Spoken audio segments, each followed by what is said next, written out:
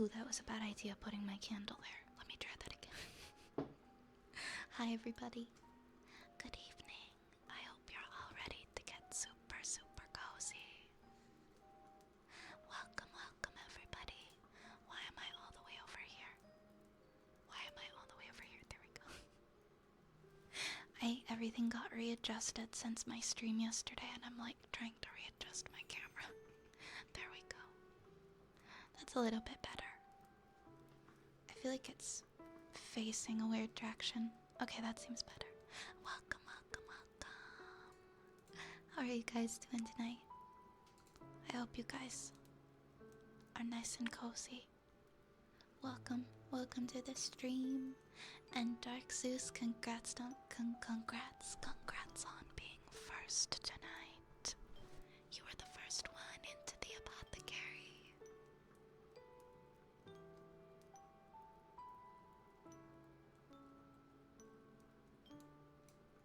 I feel like a lot of my tech stuff is just kind of weird right now, and I'm trying to fix it. Okay, I think that's better. Okay, okay, cool. Welcome, everybody. Hi, Infinite. Hi, Dark Storm. Hi, Dark Zeus and Lotus and Just Me and Rogue. Rogue, I'm so sorry I had to refund your points too. I accidentally switched the fortune cookie back on. I don't have any cookies yet. I still need to go get some cookies. I'm really sorry. But they are still sold. They are still out of stock, okay? Hi, Falcor. Hi, Battle Venom.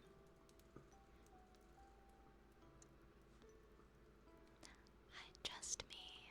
Hi, Wild Dragon. Yes, take a walk. Take a walk. Enjoy the crisp, cool evening air, okay? You enjoy it. Hey, Yamagecha, what? It is -25. Man, I don't think I could do that. It's chilly here. It's chilly here where I am in Canada, but it's not -25. Hi, Fedster. Good evening. Still no power. Oh my gosh. I hope you have lots and lots of blankets that you can bundle yourself up in. Hi, Shura. Welcome in. Welcome, welcome. I don't know why my voice is crackly tonight, but sometimes it's crackly. Annie.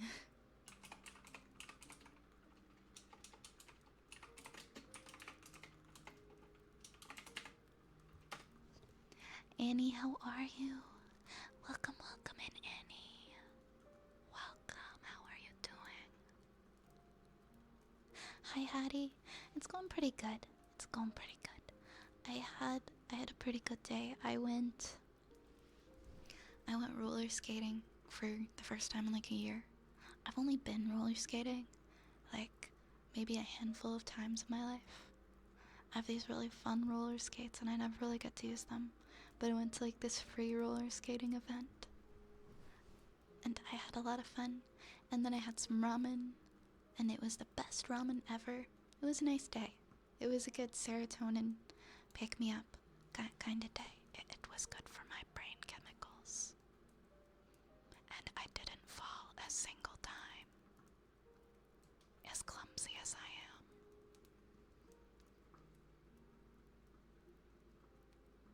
It's about -5 for you. That's about what it is for me, Wild Dragon. Somewhere around there. Somewhere around there. Let's see, is my water full? Yes, my water's full. Okay. Of course, Annie, of course. I'm glad you're doing okay. Hi, Coco Loco. Welcome in.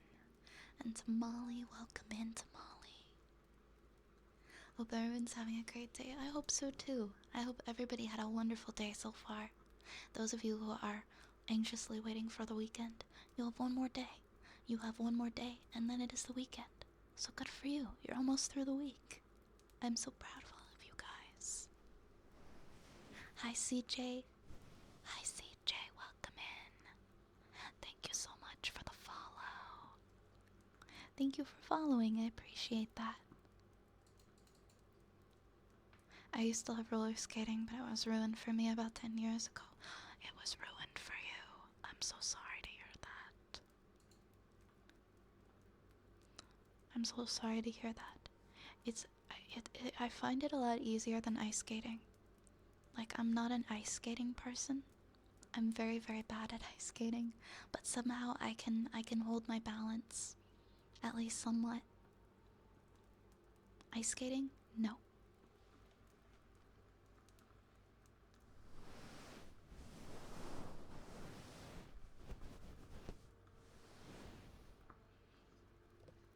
Hi, Joy Boy.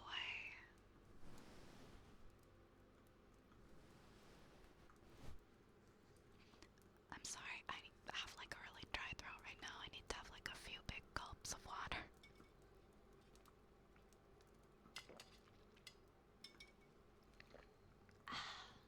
That's a lot better.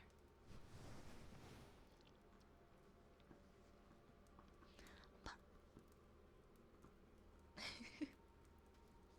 20,000 square feet with you and your groundhogs. I mean, I can't imagine anybody who wouldn't want to. Because why wouldn't you? 20,000 square feet and groundhogs? And you get groundhogs too. I freaking love groundhogs.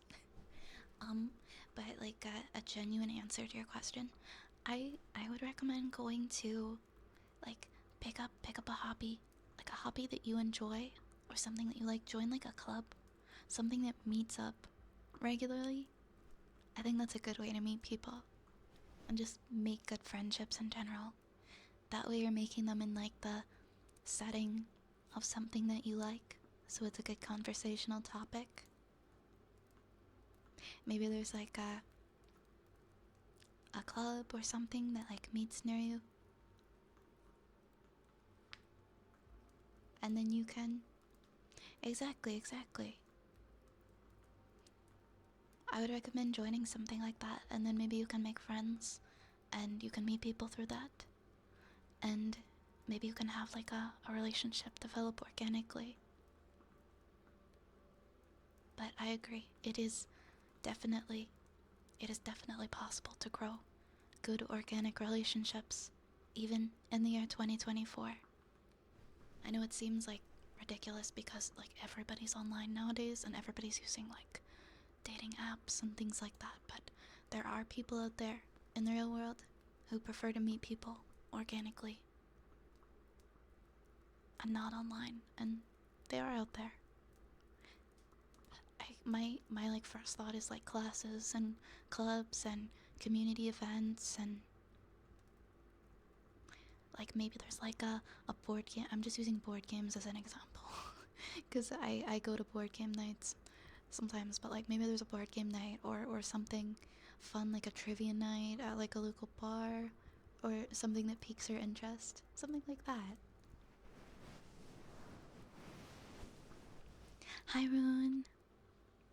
Be more interested in the other person and listen more than you talk. That's prime advice right there. Ask questions. I like to learn about other people and what they have to say about themselves, but you will quickly find if that person is just interested in speaking about themselves, because they will make everything about themselves and they won't bother to ask anything about you. I was listening in this morning, by the way. I was listening into your study stream, and those were some pretty interesting topics. While I was getting ready this morning. But I found it really enjoyable. Like, you make really relaxing content, and I really enjoyed being there.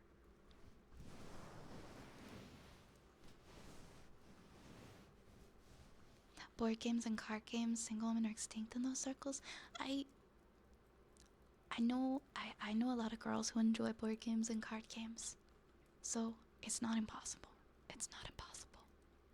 There are a lot of people who love that kind of stuff.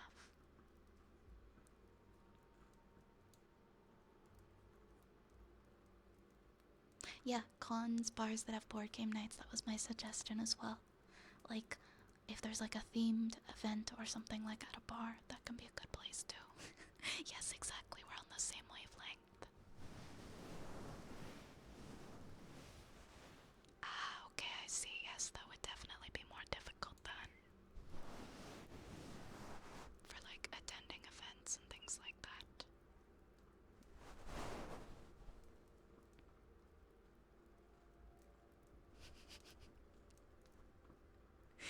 Melissa ASMR is a specialty who went down many rabbit holes. That was interesting. I found I just kept learning more and more and more, and it just kept going, and I was there for it. Okay, I was there for it.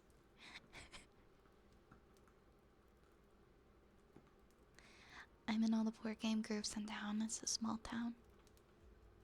Maybe look into like events that are going on in like a neighboring town or a neighboring city that's a little bit bigger, and like plan to check those out in your free time. Hi Mayumi. Good evening. Good evening to you. It's good to see you too. How are you? That little emote at the end, I was like, wait a minute. Is that an Animal Crossing character? I was like, I swear that's an Animal Crossing bunny. I might be imagining it though.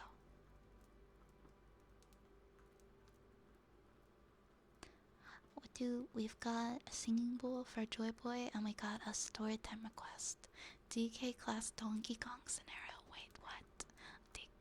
Donkey Kong scenario.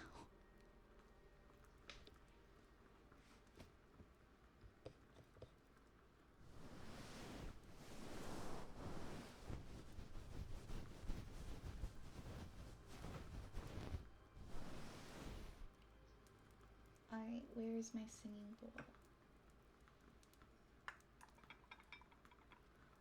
Actually, whoa, 1 second. This is gonna.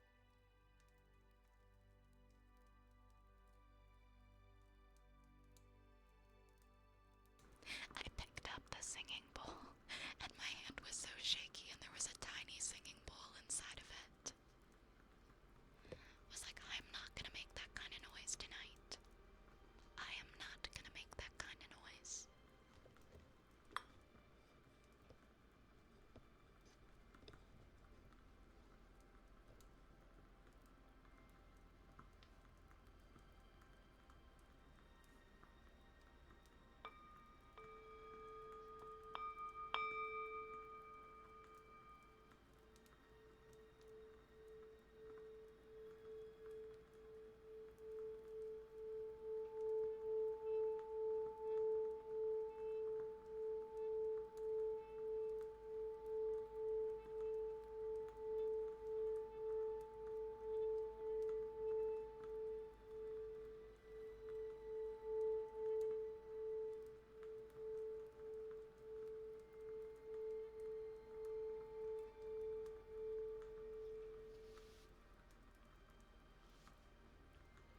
Thank you for the follow, Cool Pasta. I love pasta. Welcome here.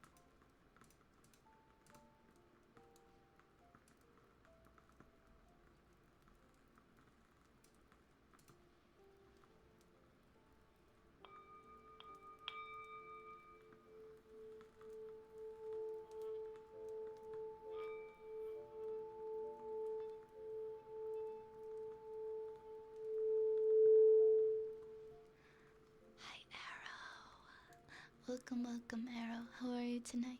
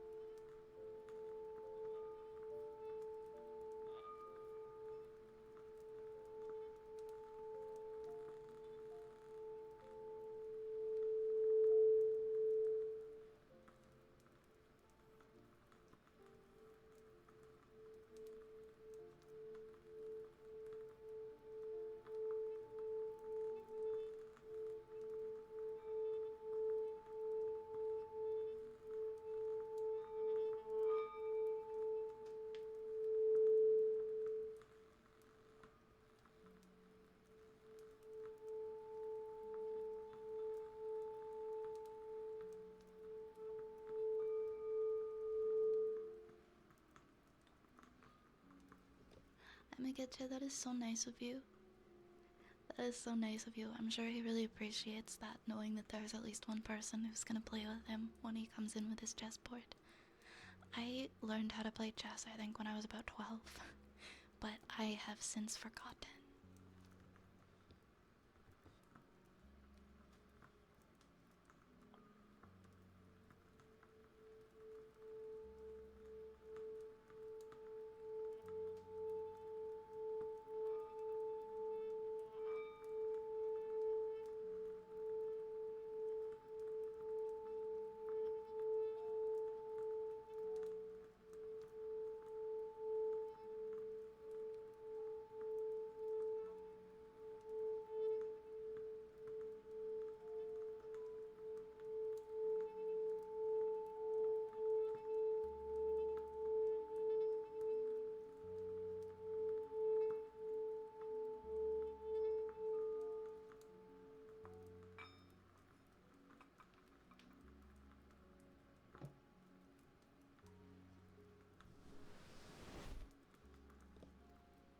I went to a board game cafe recently and I played Catan for the first time. And I really loved that. I had tried to play before, but I think maybe I was just playing with the wrong people because they overcomplicated it, and I finally understood how to play and I got to play. And I liked it. I liked it a lot. So this year, one of my things I want to do is I want to make a point to learn and play more board games. I tend to play more classic board games. Definitely, like more classic, like not. They're not like really resource management or like strategy board games. They're more just like silly stuff like Monopoly. I love Monopoly though, even though it makes me super angry. I always end up leaving Monopoly super angry. But it's worth it, because I have fun during. Oh, that's dumb. They were using made-up rules. I used to play chess with my dad, and we go to Panera and we work on stuff. We took our turns very casually. I love that. That's very sweet. That's such a sweet memory. Hi, Battle Venom. Hi, Battle Venom. Hi, Holy Ord. Welcome on in. How are you tonight? I can't play Monopoly anymore. I have such a short temper for Monopoly now. I have like games like Monopoly, I get so angry. I still play, but I need to play something different. I need to play different games. I played this. One thing I'm really bummed about, I joined in on this Kickstarter for this game called Dragon's Brew. Or is it Dragon Brew? And it was a resource management game where you are supposed to try and brew really good beers for judges at a county fair. And I guess I lost. Something happened. Like somebody stole like half of my pieces. Because I took it out after how many years, and I tried to play it with my friends when we were on a camping trip. And I don't know what the heck happened to it. Like, we were trying to play it and we're like, where did all the pieces go?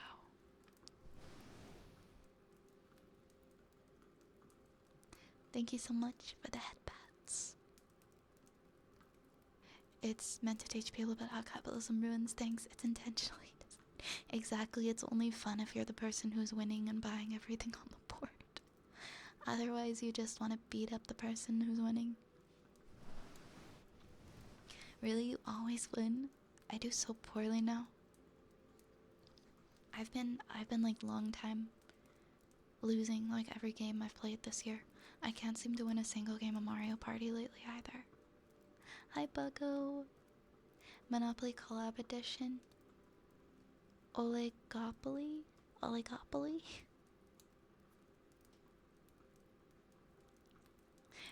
Wait, what is the board games category? Itch.io? The person who invented Monopoly was a suffragist who wanted to teach children why and how capitalism ruins things, so she made Monopoly. I had no idea that that was the origin of Monopoly. It makes a lot more sense now. Now I don't feel like... now I feel like it's...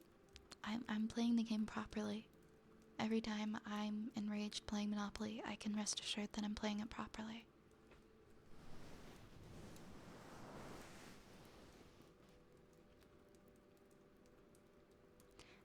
Arrow, thank you so much for the 500 bits. Thank you so much. Thank you, thank you, thank you, thank you. Thank you, thank you, thank you. Mwah. Mwah. Thank you very muchly. I don't know why I said muchly.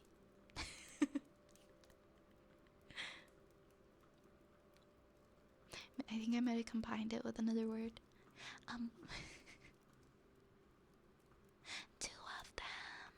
Two of them summons one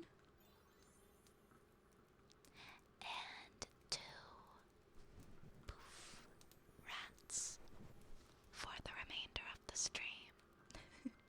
Two rat homies for the remainder of the stream. Exactly. Thank you. Alright, we've got a story time. We've got an interesting story time. This one looks like it's gonna be super interesting. Alright. DK class Donkey Kong scenario.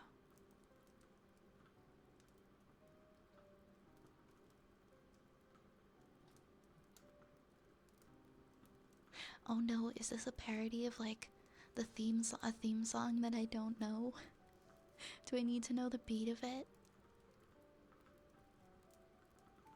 Or can I just like read it normally? This one. What do you think, Hattie? Do I need to know like is this parodying like a theme song that I need to completely know, or can I read it without knowing it?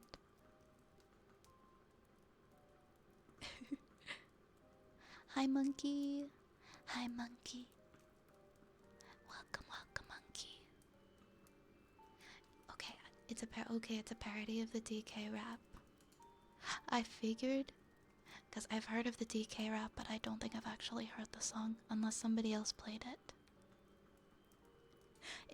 I'm sorry in advance, because I'm going to read it, but it's probably not going to sound as good as if I did know the rap. But we can read it. We are going to read it. Okay, the DK class Donkey Kong scenario.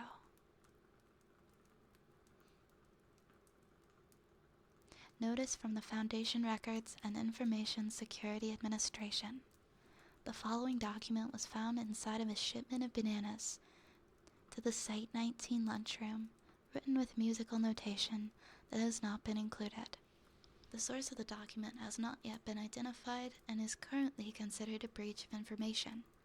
Any information regarding the source of this document is to be reported at the earliest convenience. Maria Jones, Director.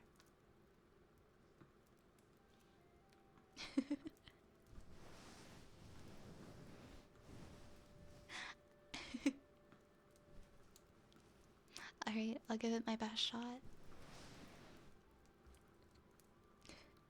Here we go.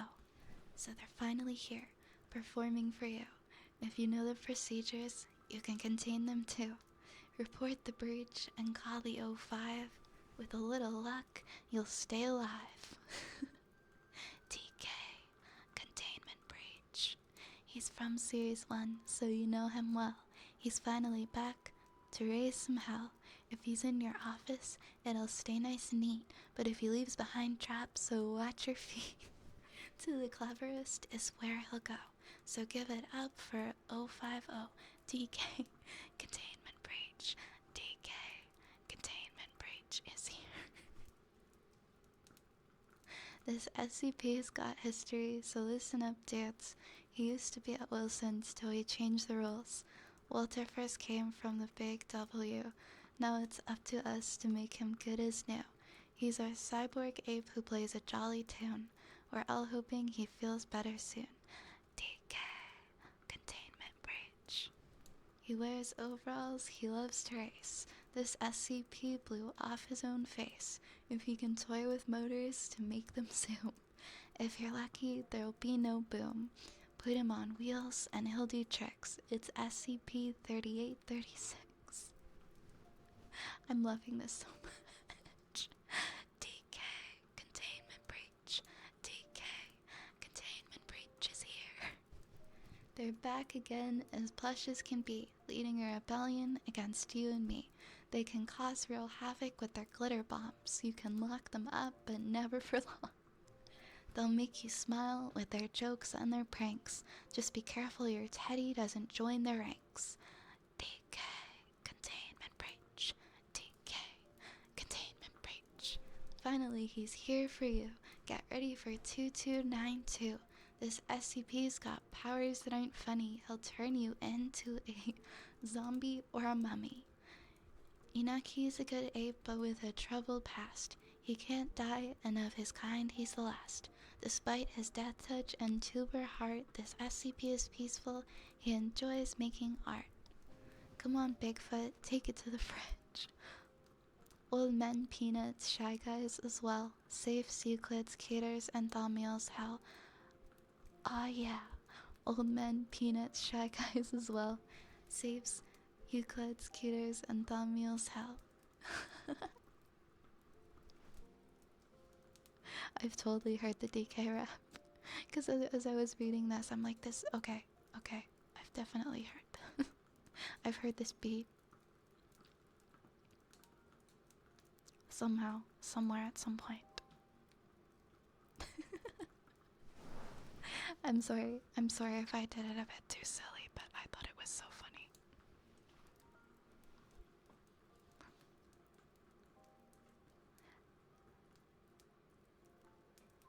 I spiritually identify with Cranky Kong. The older I get, the more I become Cranky Kong. Hi, Zero. Welcome back, Zero. It's good to see you again. How are you?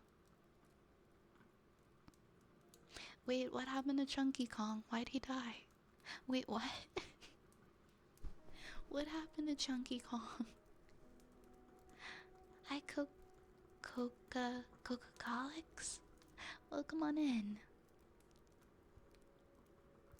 Those are all monkey SCPs. I figured. I'm gonna need to read all of them now so that I can understand the references. What do I have up next? We did the Donkey Kong scenario. We did...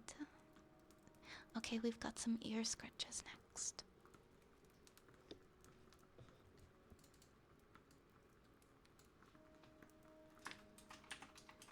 Oops. I don't know what EA5 is, but...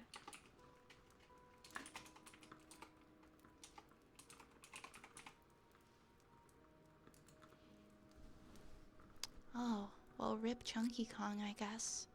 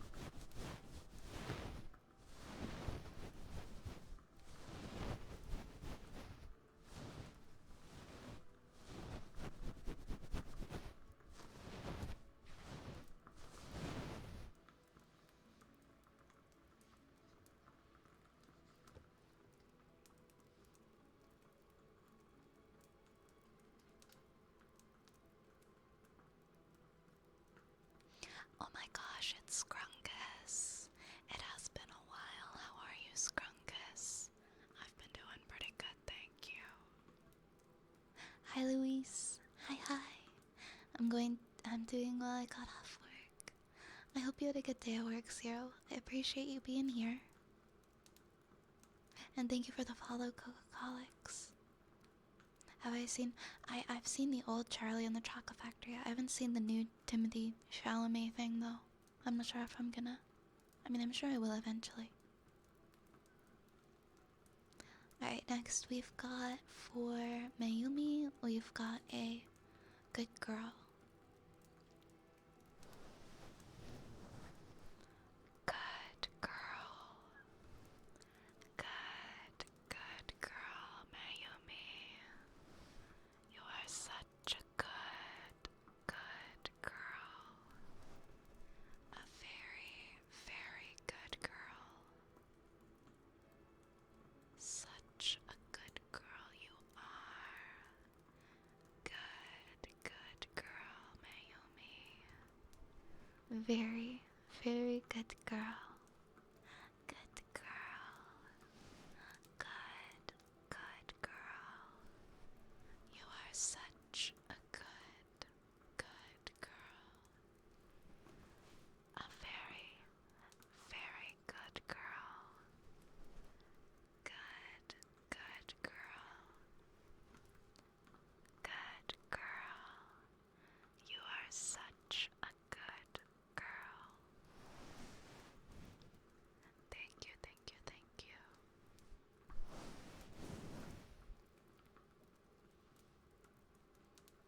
Alright, we've got another story for Buggo. Oh, that reminds me. Holy Ord, I've got a happy birthday for you on the Kalimba, okay? I will do it after the story redeem. I'm gonna do a happy birthday for you on Kalimba. I remember I mentioned yesterday that if you popped in today, I will do a happy birthday for you. So we'll do one more story, and then we'll do a happy birthday. And then we'll continue our redeems. Hi, silly goose. Everything's going good. How are you, Goose? How are you? Alright, we've got a new SCP to read. Let me change this.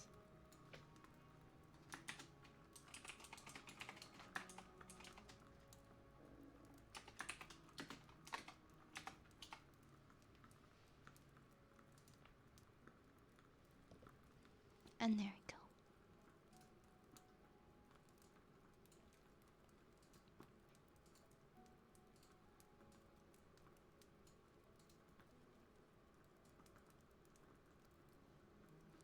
SCP-7025. Object Class Euclid. Special Containment Procedures. All Foundation personnel within the North American Great Lakes region must make every effort to remain at least 100 meters away from any active bus used in mass transit. The Department of Analytics provides real-time forecasting and monitoring of bus locations and trajectories to assist personnel in bus avoidance. The Site Directors Committee for the North American Great Lakes region has suspended all off-site leave for essential personnel within the region. At the request of the Overseer Council, the Rockefeller Foundation has begun a political lobbying campaign aimed at eliminating or replacing public bus routes within the affected areas. SCP-7025 is a statistical anomaly affecting the North American Great Lakes operational region. Foundation personnel within this region are significantly more likely to be killed by a bus. Oh no. Oh no. Bus-related fatalities among young civilians in the affected region account for approximately 1 in 50,000 deaths each year. Among Foundation personnel in the region, buses are responsible for 1 out of 50 deaths. This trend was first observed in '97, when buses were the leading cause of death among all Foundation employees, with 56 personnel killed. The adoption of current containment procedures has reduced, but not eliminated, the rate at which Foundation personnel are killed by buses. To date, No detectable force, phenomenon, or entity has been identified as the source of SCP-7025. Buses involved in personnel deaths display no anomalous effects, and the ultimate causes of fatal incidents are purely mundane. Observation and testing has shown that the risk to personnel from inactive and inert buses is minimal.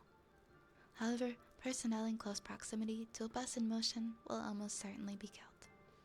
The following is a table of notable and novel deaths attributable to SCP-7025. Edric Hibbert, senior researcher, struck and killed by a school bus while crossing the street. The bus experienced brake failure, which was ultimately attributed to a manufacturing defect. Variations on this incident are the most common occurrence of SCP-7025. Richard Howe, security officer, hit by a piece of flying debris while watching a figure-8 school bus race. Denver Garland, maintenance tech, choked to death on a bagel after the bus he was riding collided with a moose. Bruno Amundsen, janitor, slipped and fell on a patch of ice while attempting to board a bus. Victor Van Laren, assistant director, an off-duty bus crashed through the wall of his home. The driver was severely intoxicated. Jade Marshland, administrative assistant, one of the 17 passengers who died when the bus she was riding careened off a bridge, landing directly on top of a swimmer in the river below. 5 other passengers were also Foundation employees. Victoria Brassington, staff physician, crushed by a falling bus while swimming. Joseph Sutton, task force agent, during a dive to investigate the bus that killed Dr. Brassington, became entangled in the wreckage and drowned. Cleve McKinley, field agent, carbon monoxide poisoning suffered during a stakeout for a bus depot while investigating SPC-7025. Simon Buchanan, containment supervisor, suffered a heart attack after being startled by the sound of a bus engine backfiring. And finally, Norina Calabrese, the logistics driver, was immolated by an exploding bus.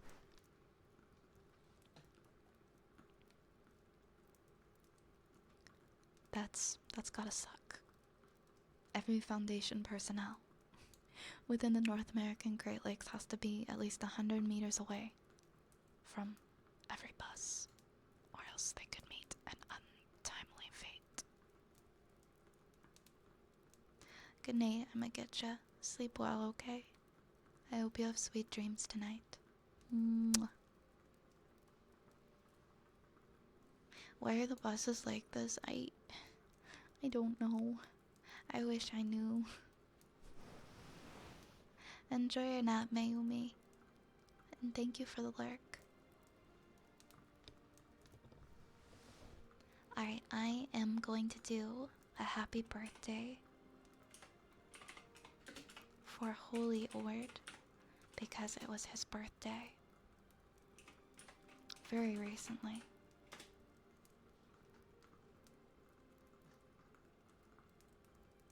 Give me a second because I want to find...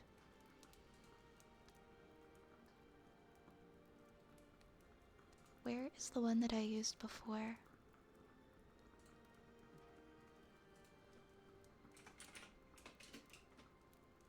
There it is. Wait.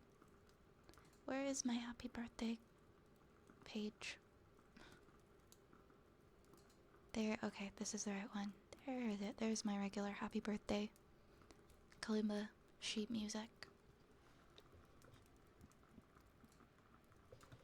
There it is. There we go. Alright, I'm gonna turn down the music that we have playing currently.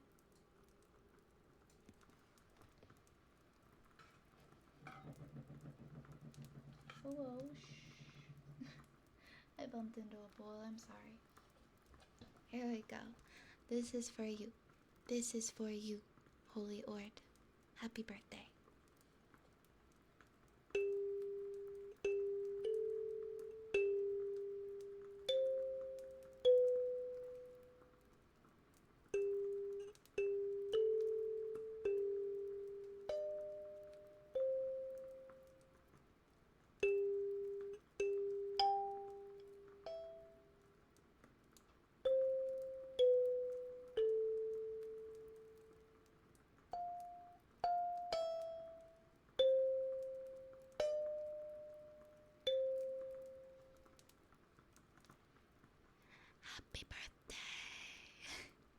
Happy belated birthday. I hope you had such a good birthday, Holy Ord.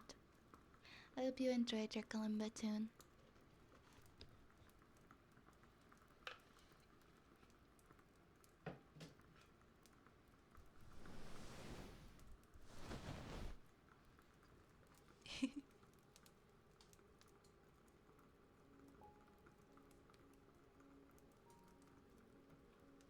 Oh, everybody's so sweet. I love you guys. Did I say Shark Punching Center again? Oh no. I always manage to do that. I always manage to say SPC instead of SCP. But at least now we can just call it the Shark Punching Center.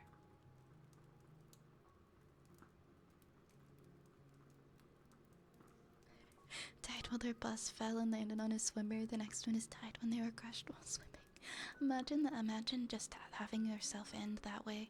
You are just going for a nice swim, and a bus just falls on that. That's some Final Destination shit right there. A bus just falling on you from a bridge. I'd be suspicious. I'd be very suspicious at that point. CO25, so now we've got this next one here. From Darkstorm. Yes, okay. We just read Buggles, and now we're gonna read Darkstorms. This one is... I already read the first transcripts, but feel free to skim through. Let's see what this one is.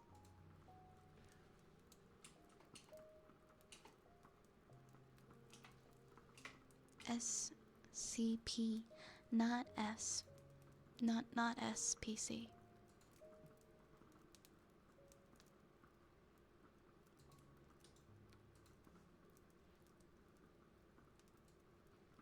Oh, this is the plague doctor one.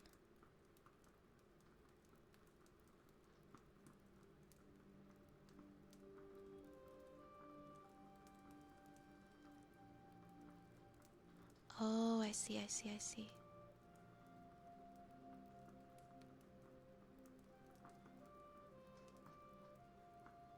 Hold on.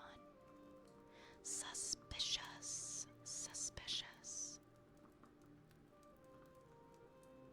Right, because I read the... Right, I remember reading this. Did we read the interviews last time? No, we read the interviews. We read the first interview. Did we read the second one? Did we stop at a certain point? I'm trying to remember how much we read of this. Last time we did this one. We just read the first interview. Would you like me to... What would be best? Should I continue reading from where we left off before? Or should I reread kind of the beginning, like in the intro and the information as well? Because it's got a lot to it, so I want to make sure.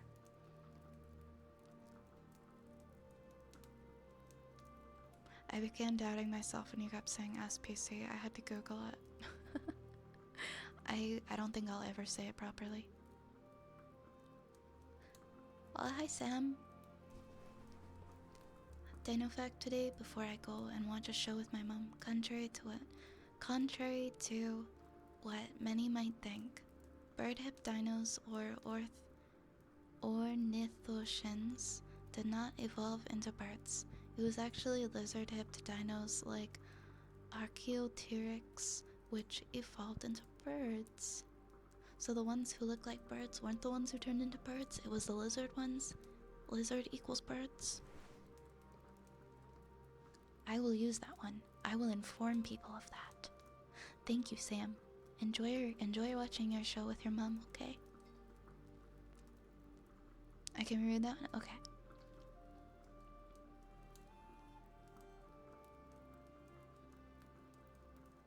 Because I might just reread kind of what we read before. Because it might be... This one might be like 20 minutes to read all of it. Let's see. Let's get started and let's see where we're at. Yeah, we're looking at the Plague Doctor one right now. I'm just not sure how long this one is if I were to read the whole thing. I think it's about like 20 minutes. Birds are the true reptilians.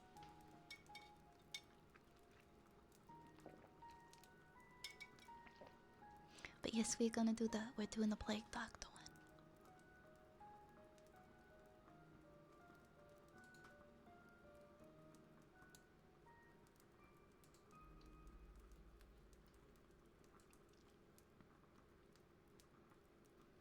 Oh yeah, and last night you were telling me that this one's like a little bit scary and that actually listening to the audios, they're like super creepy.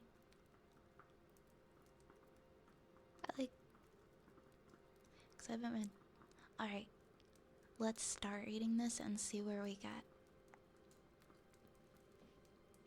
Because I do remember really liking the Plague Doctor one a lot.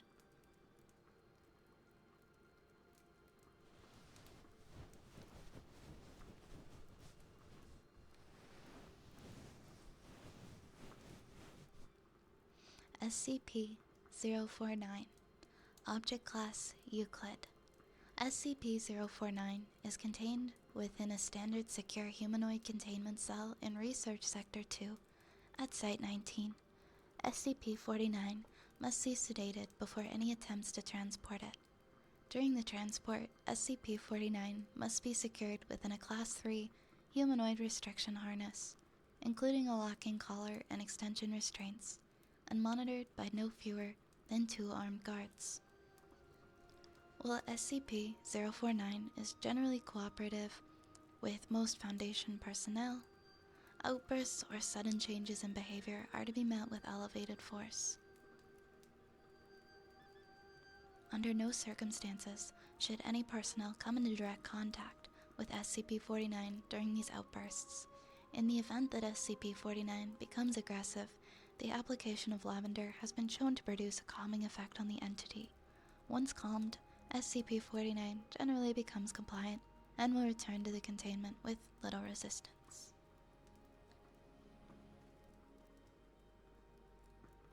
In order to facilitate the ongoing containment of SCP-49, the entity is to be provided with the corpse of a recently deceased animal, typically a bovine or another large mammal, once every 2 weeks for study.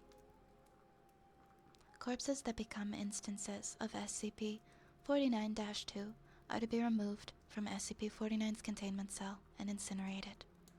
SCP-49 is no longer permitted to interact with human subjects, and requests for human subjects are to be denied. Temporary Containment Procedure Update. Per Containment Committee Order, SCP-49 is no longer permitted to interact directly with any members of Foundation staff, nor is it to be provided with any additional corpses to be used in its surgeries. This order shall persist indefinitely, until such time a consensus regarding the ongoing containment of 49 can be reached. Description: 49 is a humanoid entity, roughly 1.9 meters in height, which bears the appearance of a medieval plague doctor, while SCP-49 appears to be wearing the thick robes and the ceramic mask indicative of that profession. The garments instead seem to have grown out of SCP-49's body over time, and are now nearly indistinguishable from whatever form is beneath them. X-rays indicate that despite this, SCP-49 does have a humanoid skeletal structure beneath its outer layer. SCP-49 is capable of speech in a variety of languages, though it tends to prefer English or medieval French.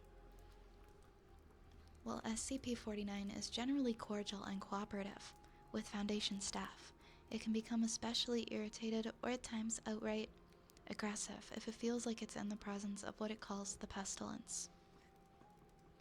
Although the exact nature of the pestilence is currently unknown to Foundation researchers, it does seem to be an issue of immense concern to SCP-49. 49 will become hostile with individuals it sees as being affected by the pestilence, often having to be restrained should it encounter such. If left unchecked, SCP-49 will generally attempt to kill such individual.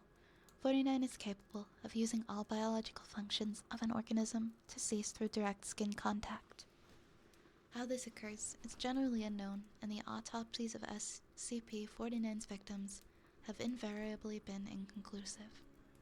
SCP-49 has expressed frustration or remorse after these killings, indicating that they have done little to kill the pestilence, though will usually seek to then perform a crude surgery on the corpse, using the implements contained within a black doctor's bag it carries on its person at all times. While these surgeries are not always successful, they often result in the creation of instances of SCP-49-2. 49-2 instances are reanimated corpses that have been operated on by SCP-49. These instances do not seem to retain any of their prior memories or mental functions, having only basic motor skills and response mechanisms. While these instances are generally inactive, moving very little, and in a generally ambulatory fashion, they can become extremely aggressive if provoked, or if directed to, by SCP-49. SCP-49-2 instances express active biological functions, though these are vastly different from currently understood human physiology. Despite these alterations, SCP-49 often remarks that the subjects have been cured. SCP-49 was discovered during the investigation of a series of unknown disappearances in the town of Montauban in the southern France. During a raid on a local home, investigators found several instances of 49-2 as well as 49. While law enforcement and personnel engaged the hostile 49-2 instances, 49 was noted as watching the engagement and taking notes in a journal. After all of the 49-2 instances were dispatched, 49 willingly entered the Foundation custody. The following interview was conducted by Dr. Raymond Ham during the initial investigation. SCP-49, in French. So then, how shall we begin an introduction? Dr. Ham says, "Is that French? Can we get a translator?" "The King's English. No need for translation, sir. I can speak it well enough." "Well, good. My name is Dr. Raymond Ham, and I..." "A doctor. A like-minded individual, no doubt. Wherein is your specialty, sir?"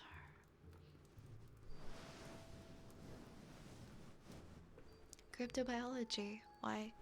"A medical man such as myself. Wonders abound. And here I worried that I had been abducted by common street thugs. This place, then, this is your laboratory. I had wondered, as clean as it is, and with such little trace of the pestilence here." "The pestilence? What do you mean?" "The scourge, the great dying. Come now, you know, what is it they call it? No matter. The pestilence, yes. It abounds outside of these walls. You know."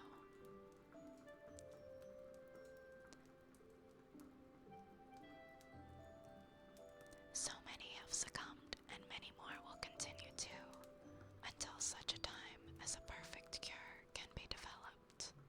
Fortunately, I am very close, and it is in my duty in life to rid the world of it. The cure to end all cures." "When you say the great dying, are you talking about the bubonic plague?" "I don't know what that is." "I see. Right. The entities that our agents encountered at that house, they were dead when you encountered them, yes, and you reanimated them." "In a manner of speaking. You see, things too simply, Doctor. Expand your horizons, life and death, sickness and health. These are amateur terms for amateur physicians. There is only one ailment that exists in the world of men, and that is the pestilence and nothing else. Make no mistake, they were very ill, all of them." "You think that you cured those people?" "Indeed, my cure is most effective." "The things that we recovered were not human." "Yes, well, it's not a perfect cure. But that will come with time and further experimentation. I have spent a lifetime developing my methods. Dr. Ham and I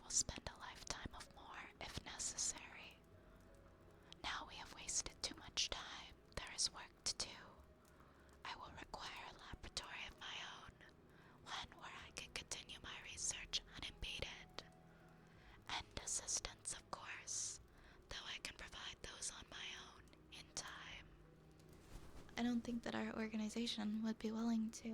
Nonsense. We are all men of science. Fetch your coat and show me to my quarters, Doctor. Our work begins now. Interviewer's note. While SCP-49 is capable of communicating in a very human way, there's a strange sense of unease that one experiences when in its presence. Make no mistake, there's something very uncanny about this entity indeed. Additionally, we've confiscated the pointed stick that 49 keeps waving around. Part of this was due to standard confiscation protocols for the possessions of anomalies, in part because 49 really is a menace swinging it around like he does. The entity was displeased at first, but after we made some concessions in providing it with test subjects, it warmed up to the idea. I think I'm gonna pause here because we're at about 10 minutes, but when I catch up on redeems, we can return to this and we can continue reading more of the observation logs and the summaries and stuff. But just because I know there's a lot of things in the queue and that was about 10 minutes, I will return to it after. The voice for 49 reminds me of live action Bane. Does it? That's funny. Thank you so much for the follows. Demons and Rustina. Welcome on in. Welcome, welcome. Also, hi Zapple. Welcome on in, Zapple. I hope you're having a good night.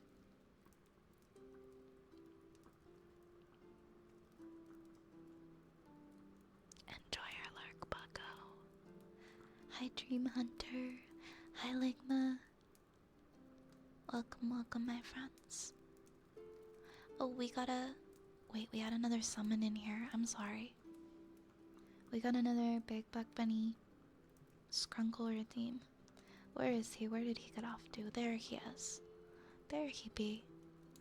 Let's put him in his rightful place. Where should he go? We'll pin him to me for now.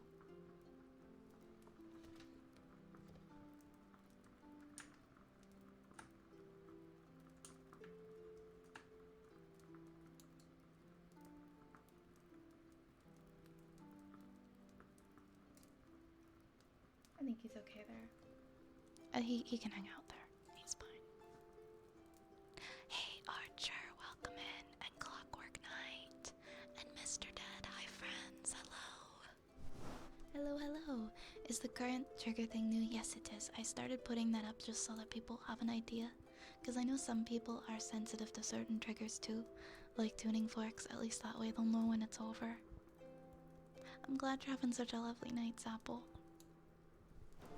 Bird-hipped and lizard-hipped dinos were all still reptiles. It's just the arrangement of the hips and the birds have both the spurs of the hip parallel to each other, while most lizard-hipped dinos have their hips going all in perpendicular directions. Hi, Kami. Hello, Kami. Welcome, welcome here. I think, what do we have? We have a silly goose, and then we have a good boy.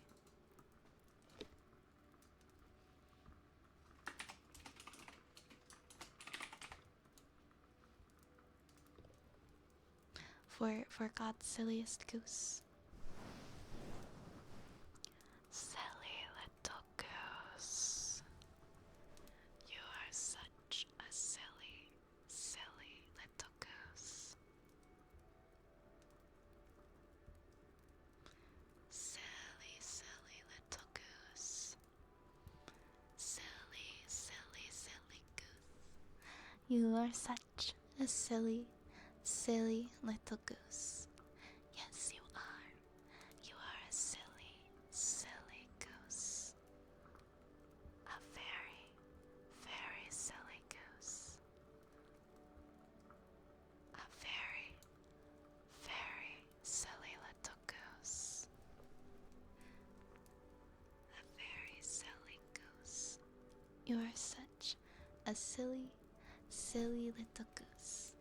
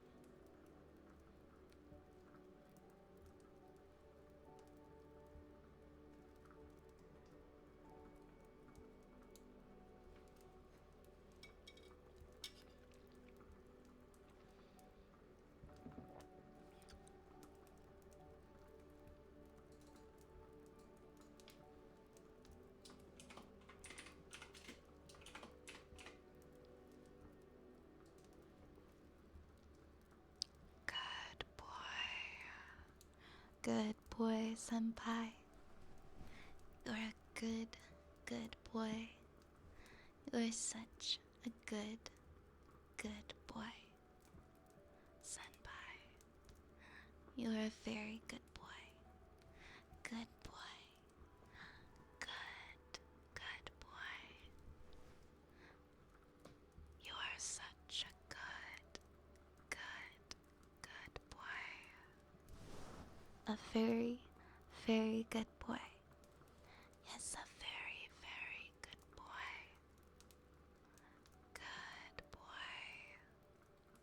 You are such a good boy. A very, very good boy.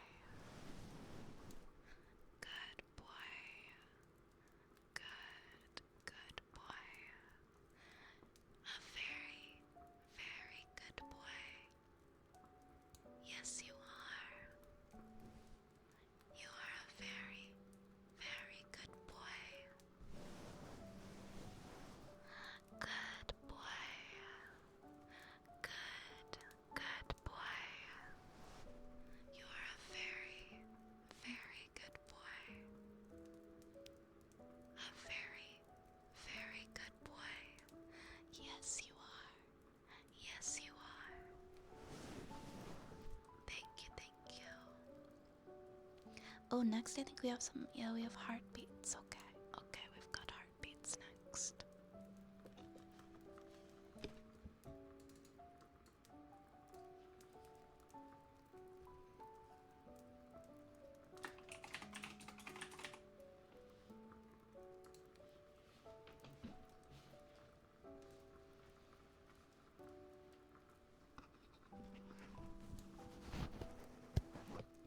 I was playing COD the other day, and there's this mode where you collect compound fee, and whenever it's said again, that's so funny. To be fair, I probably would think the same thing. Like if I see anything that's like V or Violet or anything, I just I think of me. Not to sound weird, but like references to things in games or commercials or anything like that. The cyberpunk main character whose name is also V. I'm the most reminded of it, but like League of Legends, because of Vi in League of Legends. I could do that. I know I've been wanting to change that and put like maybe some cheese or something. I know I missed the rat assembly line too. I didn't want to keep the Christmas ones up though. I wanted them to be like just special for the holidays. But we can do something different with cheese. Alright, heartbeats.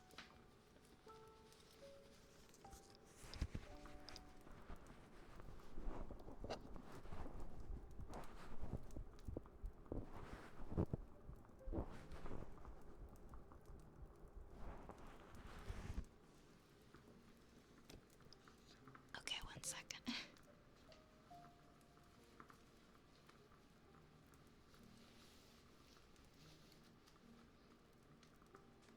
I'm wearing like a million layers today, so I had to make it so that I am not.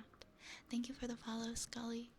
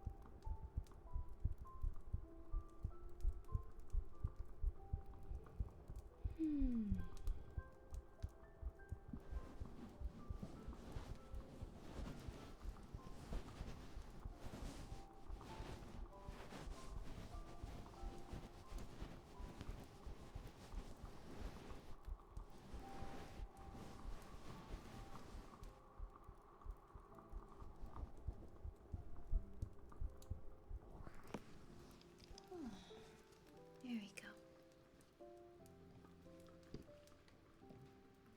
I feel like when I was editing some things, I might have messed up my model's eyes a bit because they're even more finicky than usual.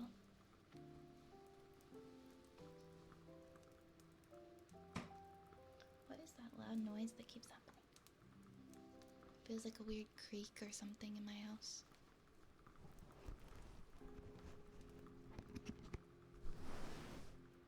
You had a snowstorm in Ohio? Wow. It's been freezing cold here. We've gotten like a little bit of snow. Like maybe like an inch. Maybe 1 to 2 inches of snow. Like not very much. But I was out today and I was very cold.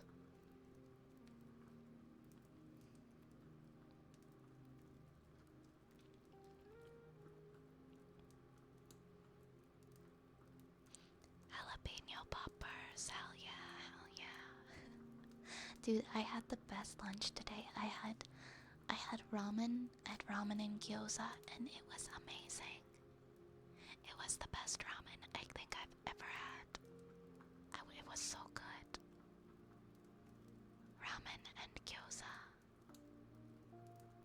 Alright, next we've got alright, Arrow Sanin, this is your routine.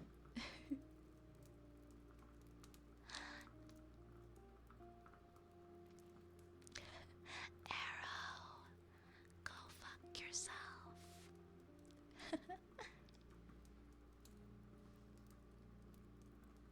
Thank you.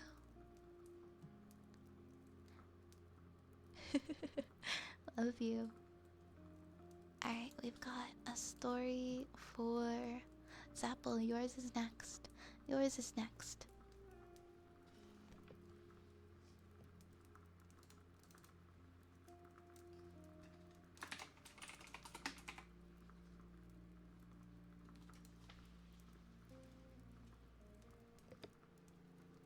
Hi, Scully.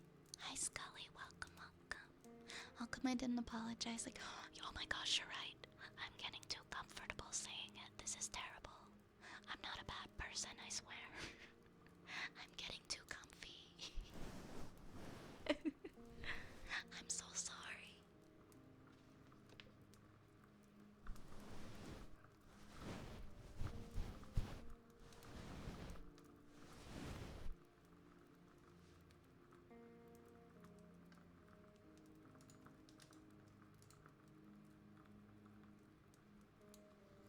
Oh, we got some Dr. Seuss in here tonight. The Sneetches. I love me some Dr. Seuss. The Sneetches by Dr. Seuss. If you go to Oahu and walk down the beach, you'll notice a sort of bird called the Sneetch. In fact, there are 2 sorts of Sneetches you'll find.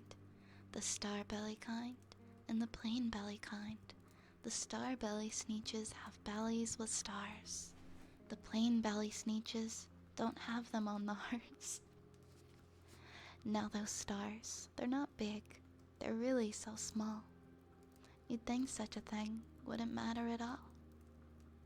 But because of their stars, all the star-bellied Sneetches believe they're the best kind of Sneetch on the beaches.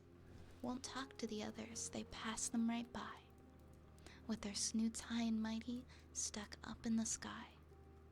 Won't ask them to go to their parties or sleigh rides, their ball games, their marshmallow roasts, or their hay rides. And the plain belly Sneetches, well, they get so mad that they'll sometimes do things that are really quite bad. Like they throw dreadful things at the star-bellies' heads, like oysters and clams on the springs of old beds. How they fight on those beaches, those unfriendly Sneetches, and all because Sneetches, whose bellies have stars, think they're better than Sneetches with none upon thars. And really, it's such a terrible shame. For except for those stars, every Sneetch is the same.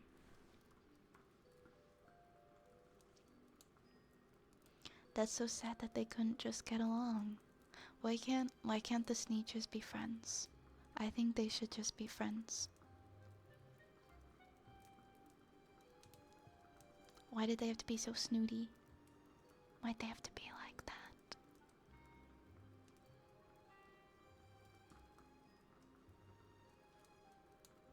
It's so rude. Sneeches get Sneeches. I like that word. I rather like that one. I've never heard that Dr. Seuss poem. The Sneech. Are we talking about Dr. Seuss and his take on the Cold War? I actually know nothing about the views and opinions of Dr. Seuss. Like, I know nothing about them.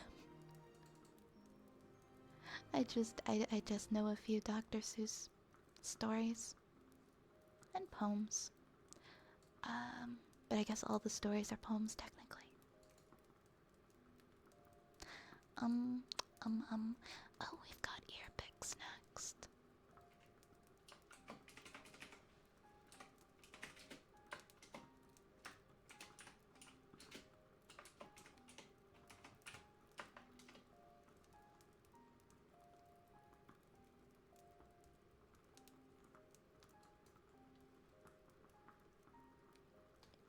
He made some really awesome poems. I really enjoyed his stuff growing up. I can't get enough of the rats. Yes, you were right. They are rats. They are rats. I'm glad that you like them. Warhound, are you super well versed on that kind of stuff? I take it because of your username. Dr. Sus, did he vent? Oh my goodness. Alright, it is ear picks time. I genuinely miss playing Among Us. I used to play Among Us with like a whole group of people, but then it got so toxic and people just got so nasty to each other, so we stopped playing Among Us. Among Us can really like destroy friend groups from what I've seen, because like I guess it depends. Like if you bring in like multiple friend groups that maybe just wouldn't get along in the first place, and you try to make them play Among Us together, it just doesn't like work out super well because people start fighting. And that was the last time I played group Among Us. I'm not over Among Us. I would totally play it. Hi Tony. Hi Tony. Hello, hello. I like history and old battles. I get too hyped on talking about wars. Hey, that's okay. That's okay. I think it's cool that you're a history buff. People love talking about their interests.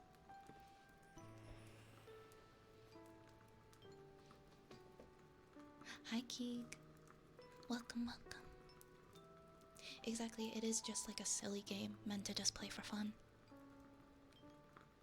But when I was playing, it was like all my like it was like some of my friends that I knew online, and I mixed them in with like my IRL friends and some other of my online friends, and it was all fun and games at first, but then some of the groups started like ganging up on the other people and like constantly being suspicious of them, and then those people got upset and they're like, why are you always saying that I did it? And it was so stupid. Like, we're playing a stupid game. Why is there drama in a stupid kid's game? Jeez.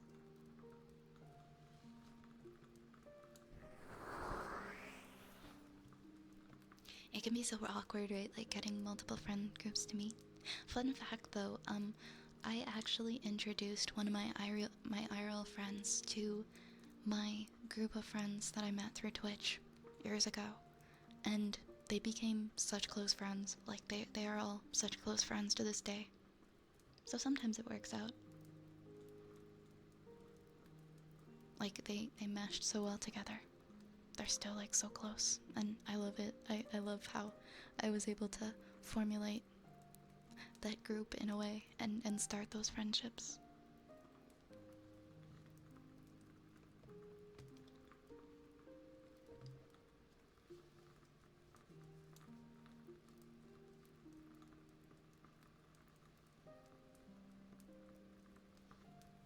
Alright, ear pick time. It is time for me to clean the rats out of your ears.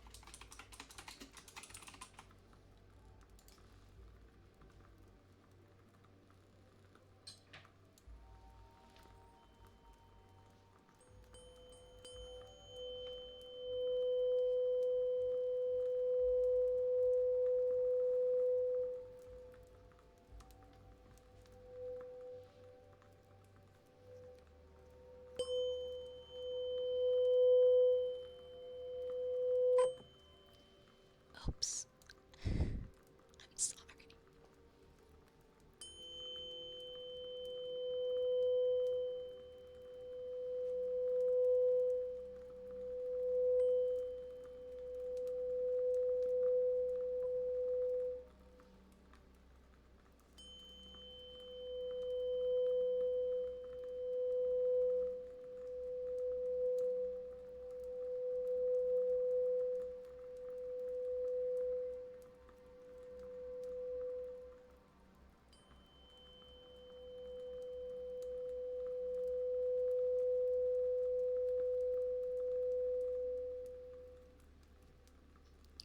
Hi, Saint.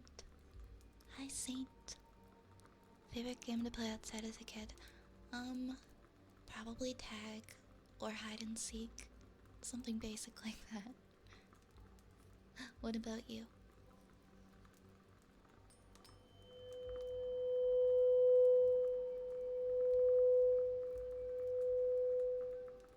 Thank you so much for the follow, Warhound. I appreciate it. Mwah.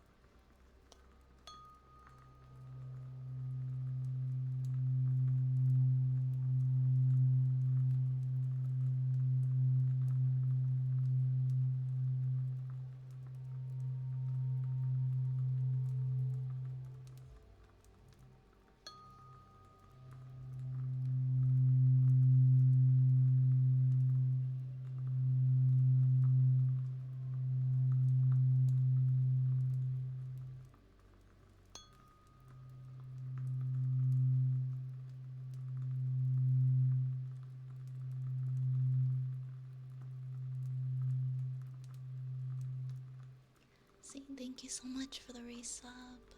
Thank you so much for resubscribing. I really appreciate the continued support.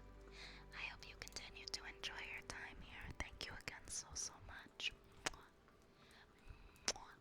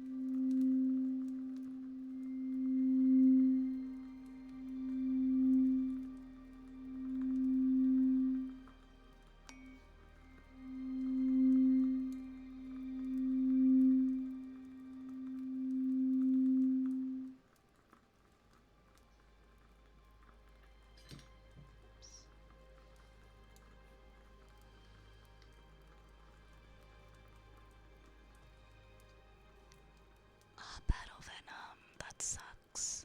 I hope you're able to fall asleep soon.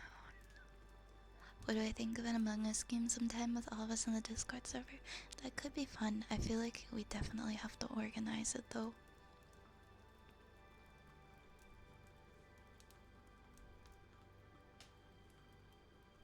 I'm glad you're enjoying it here, Warhound.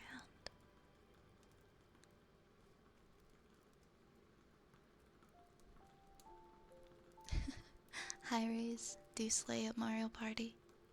What's your best mini game? What's your absolute best mini game?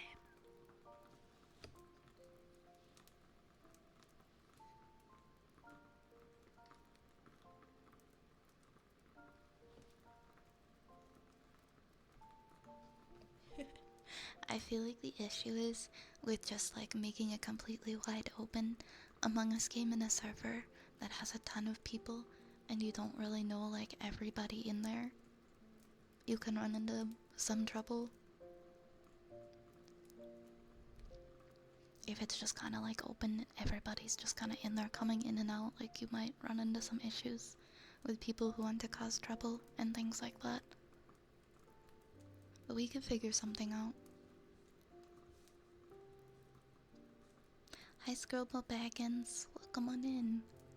Among Us RP server, oh my gosh. Pokey Pummel or Snow World. Nice, nice.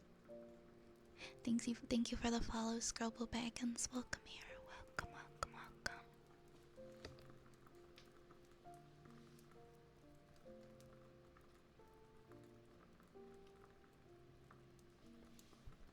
Right, we've got Water Jar next.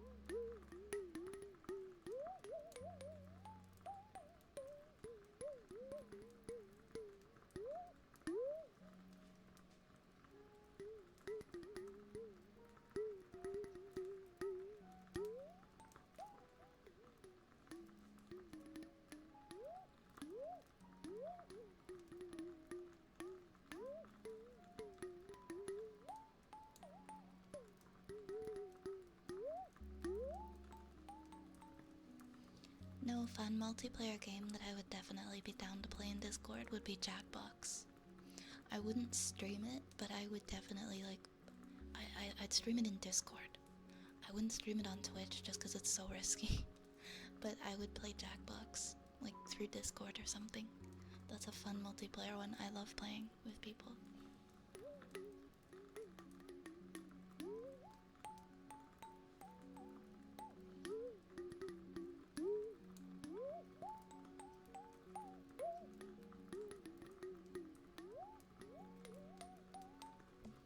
I'm pretty sure I own every Jackbox except for the newest one.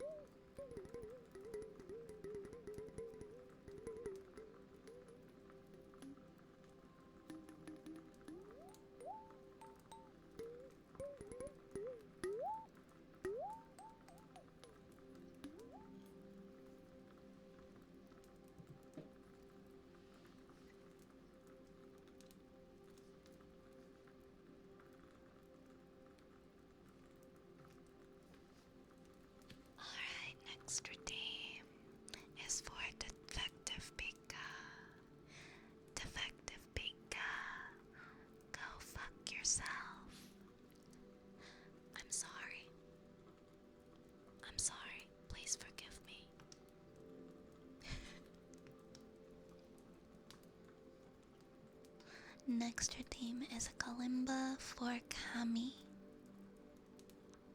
Kalimba for Kami.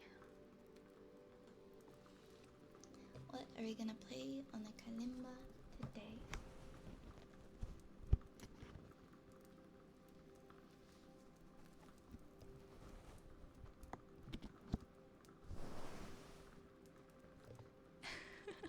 Oh no. I'm so sorry, Arrow. I truly am.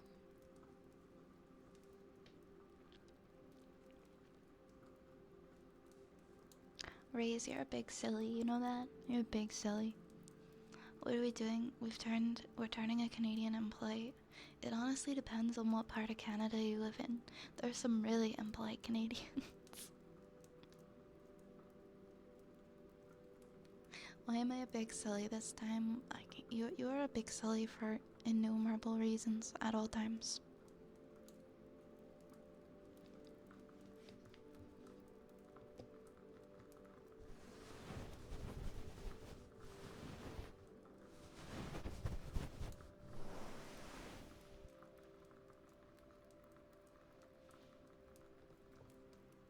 No, I was just referencing you trying to break 10k in Snow World. Alright, we've got, oh right, Kalimba, Kalimba. What Kalimba song do I want to try to play tonight?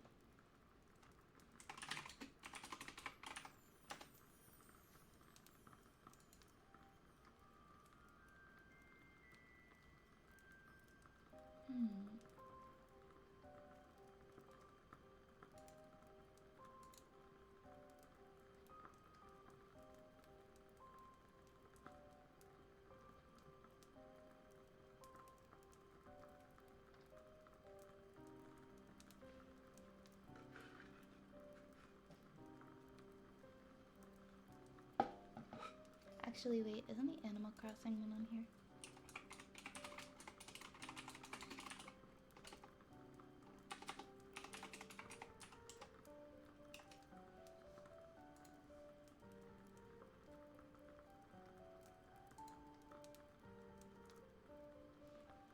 Wait, there's sharps on the Kalimba? Why is there a sharp on this one? 6, 4... I don't understand. I'm going back. Never mind.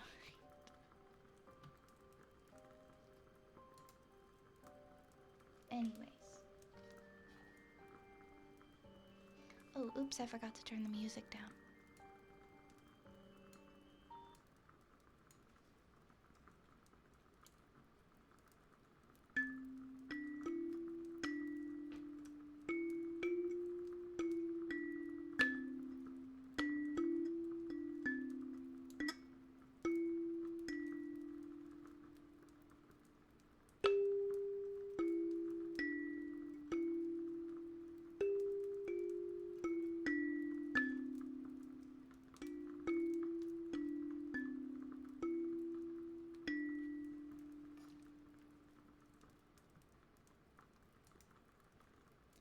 Wait. What about?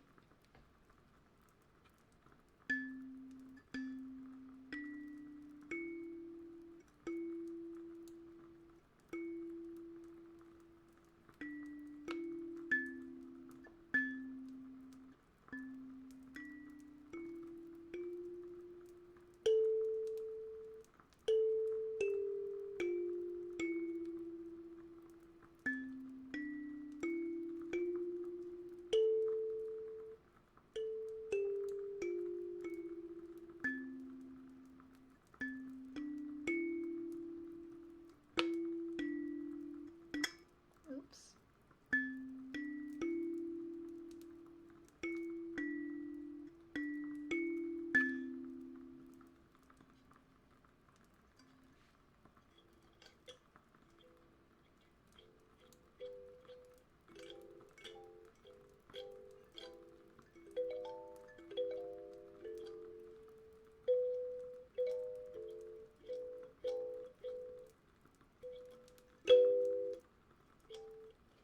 Okay, I'm putting that away. That was next.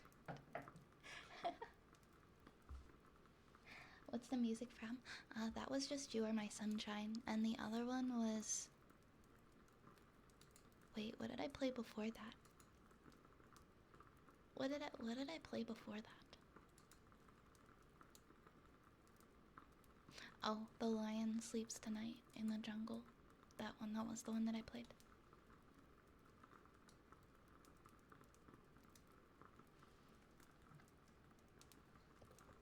Also, hi Sylvanus, I hope you are well. Hi Pack, welcome back. And thank you for the follow, thank you so much for following. Mwah. I think I've got a good idea. I want to say I've earned myself a treat, but I don't 100% believe it's true. Tomorrow I'm going to set a goal, and if I accomplish it, you're gonna use a gift card to get some fried chicken. Okay, that sounds good. You should try Korean you should try Korean fried chicken.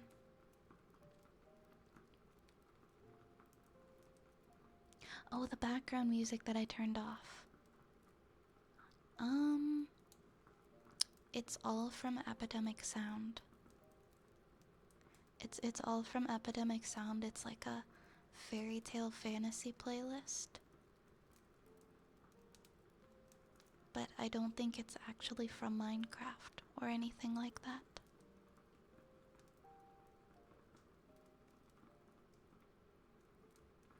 Yeah, I was just with some friends who are talking about Korean fried chicken. There's a lot more of those places opening up around here too.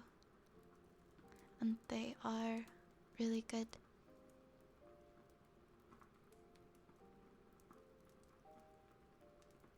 I thought you said No, I do not advocate for trying crack here. This is a crackless space.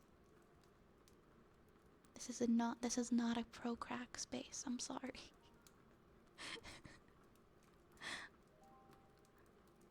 Popeyes, or KFC or something like that. I actually can't stand KFC. Popeyes is pretty good though. Popeyes, and I don't know what that was. That was like me breathing in and like almost, I don't know. I was like salivating thinking about chicken. And I inhaled and I choked or something. I don't know. I'm at a loss for what that noise was. Hold on. Popeyes is a million times better than KFC. I don't like the aftertaste. I feel like it just tastes like really gross oil.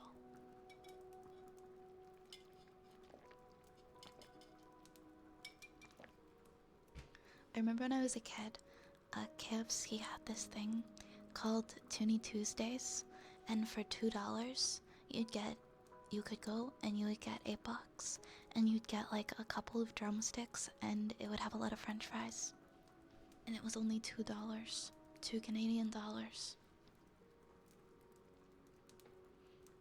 And I was never a really big fan.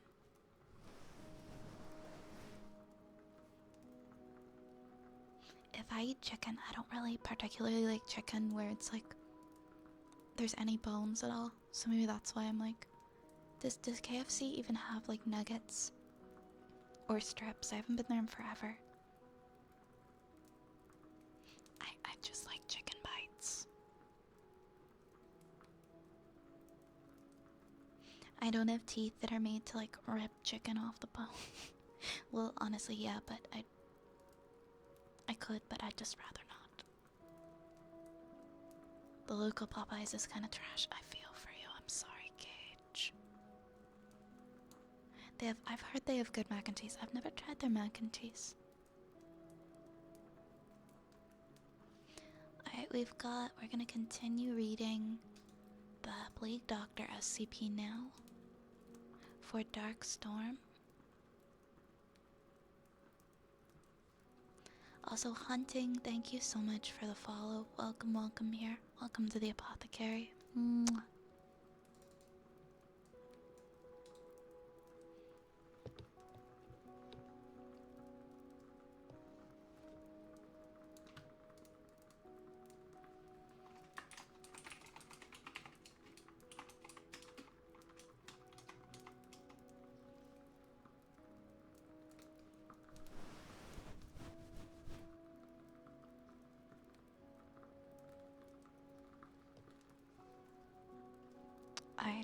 Fantastic. I think I still have it open. Did I accidentally open Kalimba or something on top of it? It's all good, it's all good. I can get it again.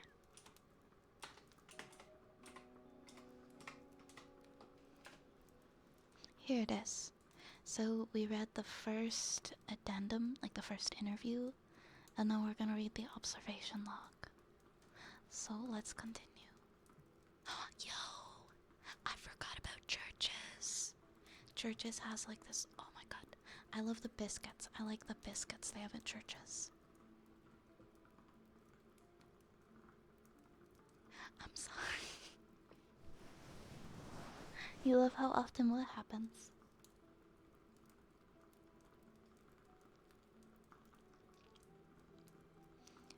Wait, what do we have? Where is this? Where are we? No, we're on this one. Okay. I should be able to guess at this point. I have no idea.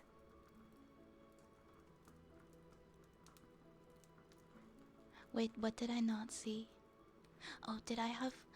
was I not looking at the screen? Did I miss something? Wait. Wait, I didn't see it. Hold on. I can fix this. I can fix this.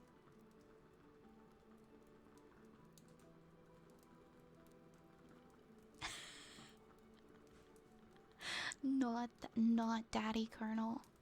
I didn't sign up to see Daddy Colonel today. I heard you talking shit about my herbs and spices.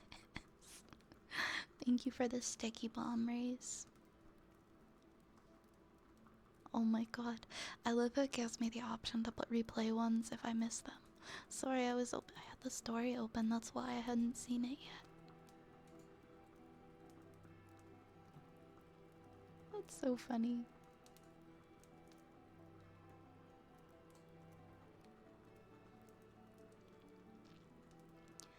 Addendum 49.2.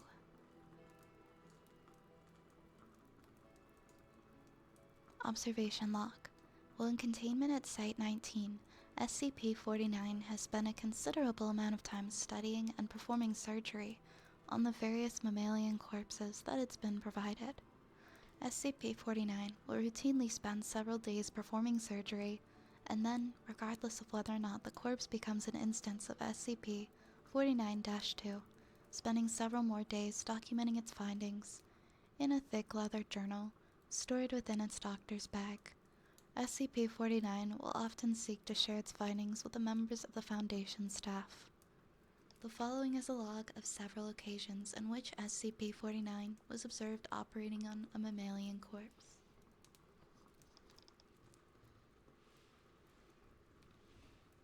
Subject, SCP-49. Preface. The test subject, D-85-123, was introduced into SCP-49's containment cell. The entity expressed sincere gratitude towards all members of the containment and research staff. SCP-49 began by asking D-85-123 several standard medical questions as it began removing tools from its bag. Shortly after finishing its preparations, SCP-49 quickly closed the distance between the two, killing the subject with a touch to its throat. Afterwards, SCP-49 made a number of considerable alterations to the basic structure of the subject's corpse, often introducing fluids from within its bag to the subject by way of hand-powered pump and copper tubing. The resulting 49-2 instance became animated, flailing and grasping at the walls of the chamber with a number of manufactured limbs, while moaning out of an oblong orifice now present in its sternum. During this time, SCP-49 was observed taking notes of the instance in its journal and remarking to the watching research staff about the efficacy of its cure. Security personnel entered this chamber to move SCP-49 back to containment and were attacked by the instance. The security team dispatched the 49-2 instance, and 49 returned to containment with no resistance, stating that it was pleased with the results.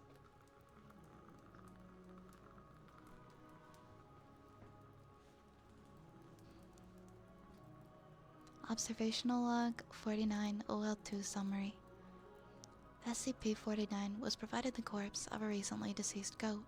49 expressed gratitude at the provision. 49 operated on the goat corpse for several days, eventually resulting in an instance of SCP-49-2. 49 expressed pleasure in this outcome. Though admitted, the disease is still in its nascent stage. My veterinarian practice is rudimentary, but the patient responded well to the procedure. Observational Log 3. 49 was provided the corpse of a recently deceased orangutan. 49 expressed noted gratitude at the provision due to the similarities between the orangutan and common human physiology. SCP-49 spent several days operating on the orangutan, reanimating it several times. However, SCP-49 appeared to be discontent with the results it experienced, returning to the creature 3 times after its initial reanimation for additional work. After it was unable to reanimate the corpse a 5th time, SCP-49 turned the corpse over to Foundation staff for incineration, stating, "I have learned so much from this, though I fear my early optimism was misplaced. I hadn't yet come across such a stumbling block on my road to the cure." More subjects like this would do a great deal in advancing my research. Observation Log 4. SCP-49 was provided the corpse of a recently deceased bovine. SCP-49 expressed mild annoyance at the provision, though it accepted it nonetheless. SCP-49 spent several days operating on the bovine corpse, breaking only to dine on a requested dinner of thin crackers, salted pork, and hard cheese. Beginning first by embalming it, 49 was observed producing a number of long syringes from its bag, each containing a different dark viscous fluid. 49 described these fluids as the essences of the humors, and elaborated by saying the pestilence may bring about a systematic imbalance. In such a case, before true healing can begin, one must find the humors in balance or the body will reject the cure. Over the next few days, SCP-49 spent a considerable amount of time adjusting to the organs of the bovine corpse with a number of large metal instruments. After 8 days, SCP-49 produced a lightning rod, which Dr. Ham exchanged for an electric cattle prod, attached to an extension cord, and struck the corpse in several occasions. This action seemingly had the effect of reanimating the bovine, which once again became ambulatory, despite the inversion of the head and reorientation of its limbs. Alright, we have the follow-up interview. We've watched you work for several weeks now, and honestly, I'm not sure I understand what you're doing. Can you describe your process in detail? Oh goodness, no. The process is most intensive. As I said to your assistant, the best instruction you will find about my methods are here in my journals, as I have kept exhaustive records of my work there. I see. My concern, Doctor, is that we still don't understand what you're seeking to cure, or how it manifests, or how turning these creatures into quasi-living mindless drones can help in that effort. You do not understand the pestilence. Even after all this time, Doctor, it is an unspeakable horror, one that has shown its true face many times before, and will again. I find myself blessed with the wisdom and the good senses I needed to root it out and destroy it.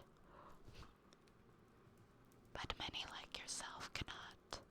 It is a cruel judgment, I fear, to be at the mercy of a disease you cannot fully comprehend. That still doesn't answer my question. How is your cure any kind of a cure at all? It is a cure. You may laugh at my efforts if you please, but do not besmirch the good name of the scientific progress that has developed this great mercy. What you so short-sightedly see here is a life better than this creature could have hoped for, stricken as it was with the pestilence.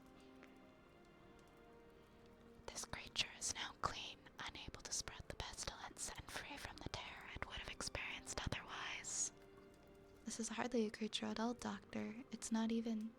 Do not jape with me, sir.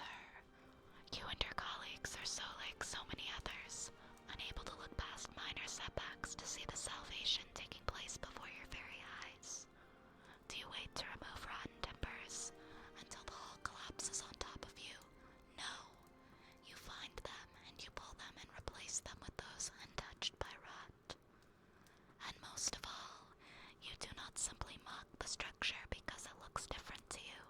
It is strong and it is free of disease. I'm sorry, I didn't mean to agitate you. I'm just trying to understand. Yes, well, do mind your words in the future, Doctor.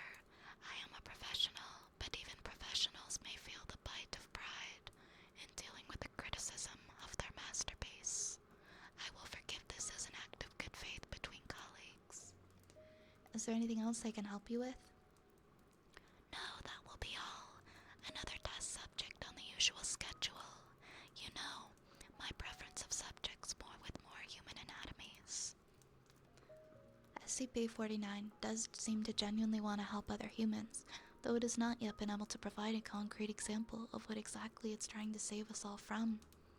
I've watched it now over several weeks, and while the outcomes do not seem to ever change, SCP-49 continues to claim that it's growing closer to its perfect cure. I think the entity may be more aware of the reality of these outcomes than it would like us to think. Starting shortly after SCP-49's initial containment, Dr. Ham conducted a number of interviews with the subject regarding its anomalous properties, and over time began to note its displeasure with its subjects and the SCP-49-2 sub-instances. This continued for a period of several months, during which 49 never exhibited any aggressive behaviors. On April 9th, 2017, as Dr. Ham was entering SCP-49's test chamber to conduct another routine interview, the entity began to grow anxious and asked Dr. Ham if he was feeling well. Following protocol, Dr. Ham reminded SCP-49 that the interview was required, after which the entity became hostile and attacked Dr. Ham, killing him. Due to a lapse in the security protocol, and because Dr. Ham did not activate the in-chamber emergency system, Dr. Ham's corpse was not discovered until 3 hours later, by which point it had been converted into an instance of SCP-49-2. In the aftermath of this incident, SCP-49 was interviewed by Dr. Theron Sherman.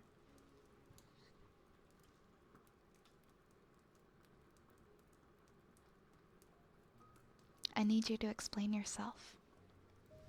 SCP-49, you're being directed to explain your actions, and I will remind you that failure to cooperate will result in further restrictions during your containment.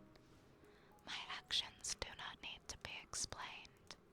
You killed Dr. Raymond Ham and butchered him until he... Not dead. He is not dead. He is cured. Cured? Cured of what? The pestilence, sir. I thought you at least would realize what luck it is I detected it before. What pestilence? You keep going on and on about the pestilence, but you have not once been able to properly identify this disease. What could you have possibly seen in him today that you had not seen so many times before that it would be worth his life? The pestilence presents and progresses in unforeseeable fashions, and has a queer way of creeping into the unprepared. And call it what you want, Doctor. It was a mercy I did to him, and he is cured. He is a vegetable. I would not expect you to understand. You and your ilk have proven time and again to not be men of science, but men of emotion. You cannot appreciate the horrors that I have seen. Those many millions who have succumbed to the pestilence and have been changed. Your cure cost Ray his life. No, good sir, I have saved it. You would allow this world to slip back into the despair of disease and death, ignoring that I have created a miracle. What disease? What pestilence? He was a healthy man. He was a good doctor. I am offering it freely to the afflicted. You are not worth this argument, sir. You are short-sighted and foolish. Dr. Ham was sick, and I cured him. I am the only one who can do this. My work must continue. There is so much to learn. I've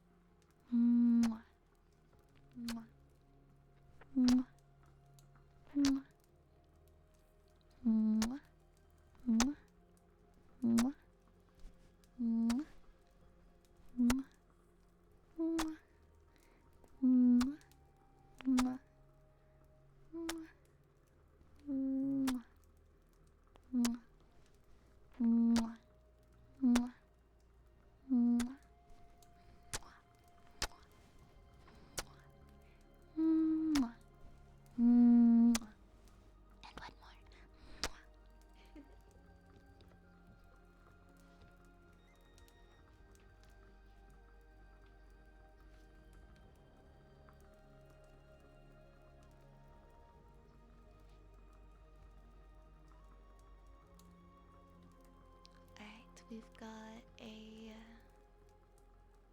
Hold on, I have to scroll up a little bit. We have a good boy next. Yes, we have a good boy for Cage.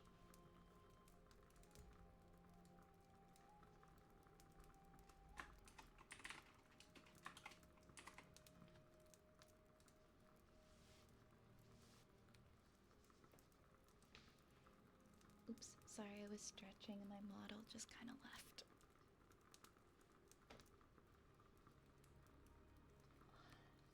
There we go.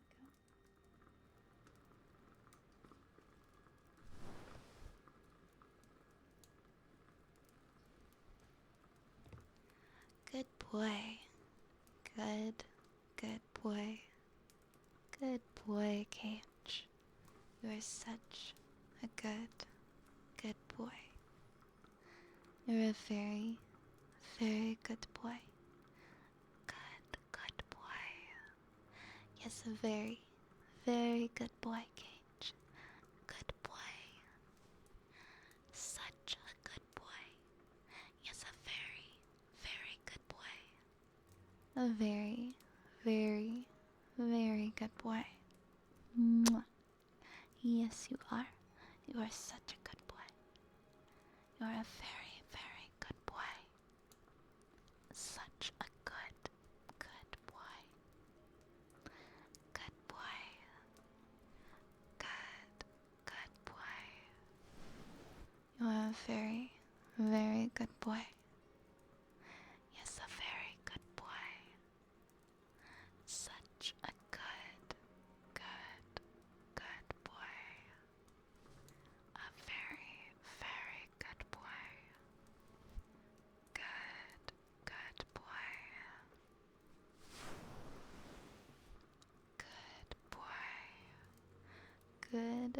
Good boy. You're a very, very good boy. A good boy. Such a good boy. Yes, you are. Thank you, thank you, thank you. Next, we've got water globes. The new water globes, yay.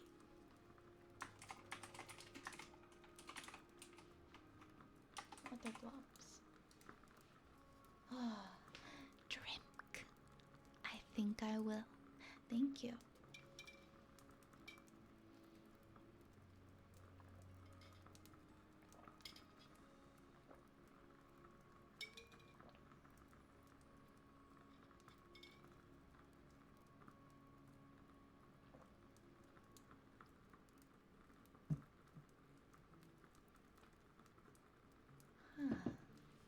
I'm glad I could help. I'm glad I could help, Cage. I'm sorry you're tired, Strivey. Lots of long days. I hope you're relaxing now, at least a little bit, okay?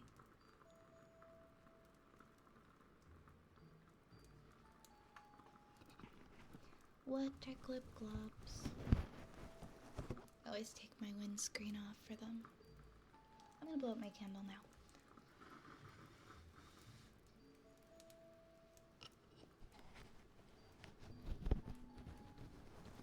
The woodwick candle is starting to get so smoky.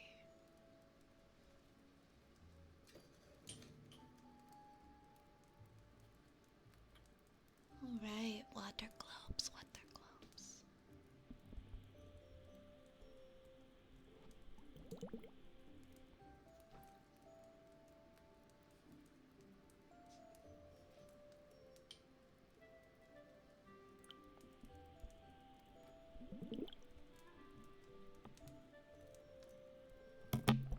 Oh my god, I'm so sorry.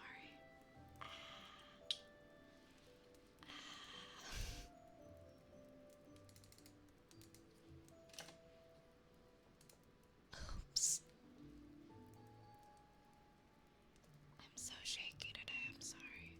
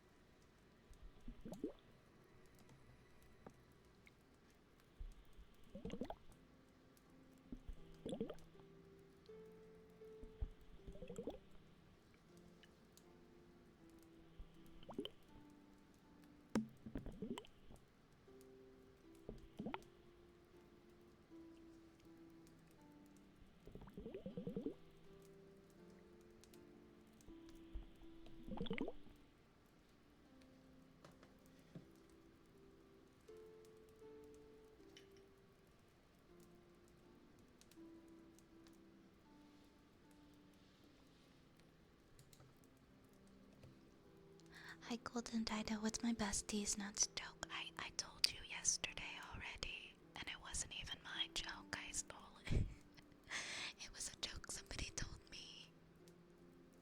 Can I wait? I need to scroll up. Any poem or copy pasta, but can it be with like a Hank Hill impression? Oh gosh, I'm not very good at impressions. I'm sorry, I'm not very good at impressions. I don't know, I can literally just add like, I'll tell you what at the end of everything. Any poem or any copy pasta. Or copy pasta or creepy pasta. Hi Green V, welcome. Welcome. Yes, it's like a forum post that contains a direct or a nearly direct copy and paste of like a meme. Yeah, they could have meant a copy pasta. So it could have been a copy or a creepy pasta.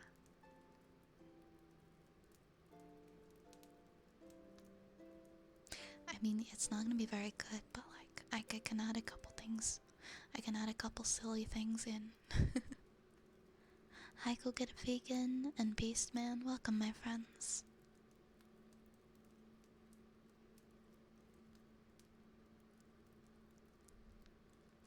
Like, I'm not really good at doing voices, but I can add a couple of like Hank Hill things.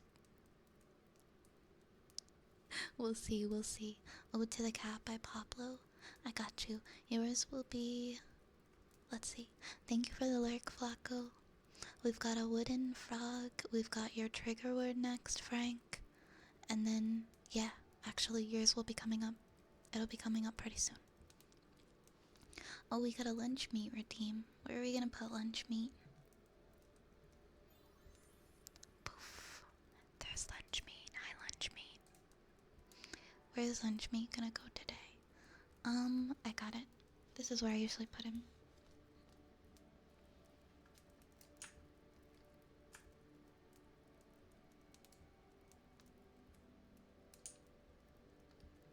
The only issue if he sits on the table is he blocks things. He blocks the chat. Actually no, because the chat's a little smaller. Or we could put him, maybe we'll put him on the hat.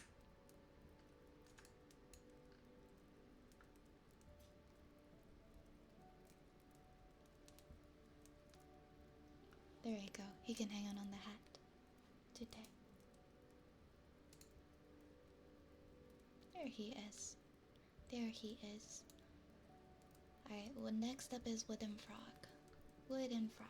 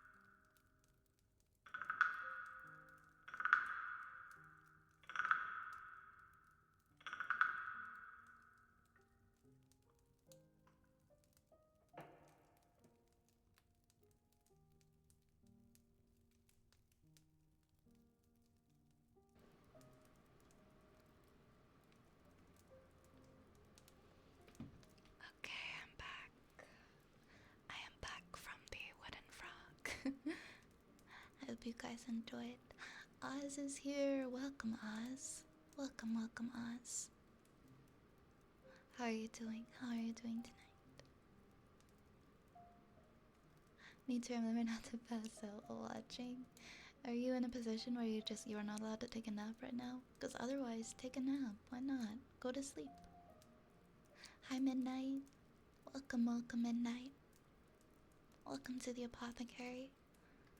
Let's see, we've got a trigger word for Frank.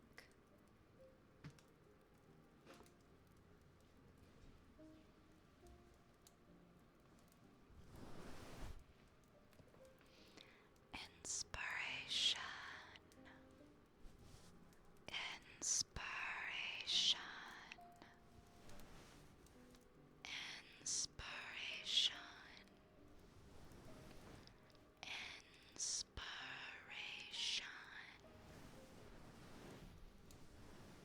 Inspiration. Inspiration. Inspiration.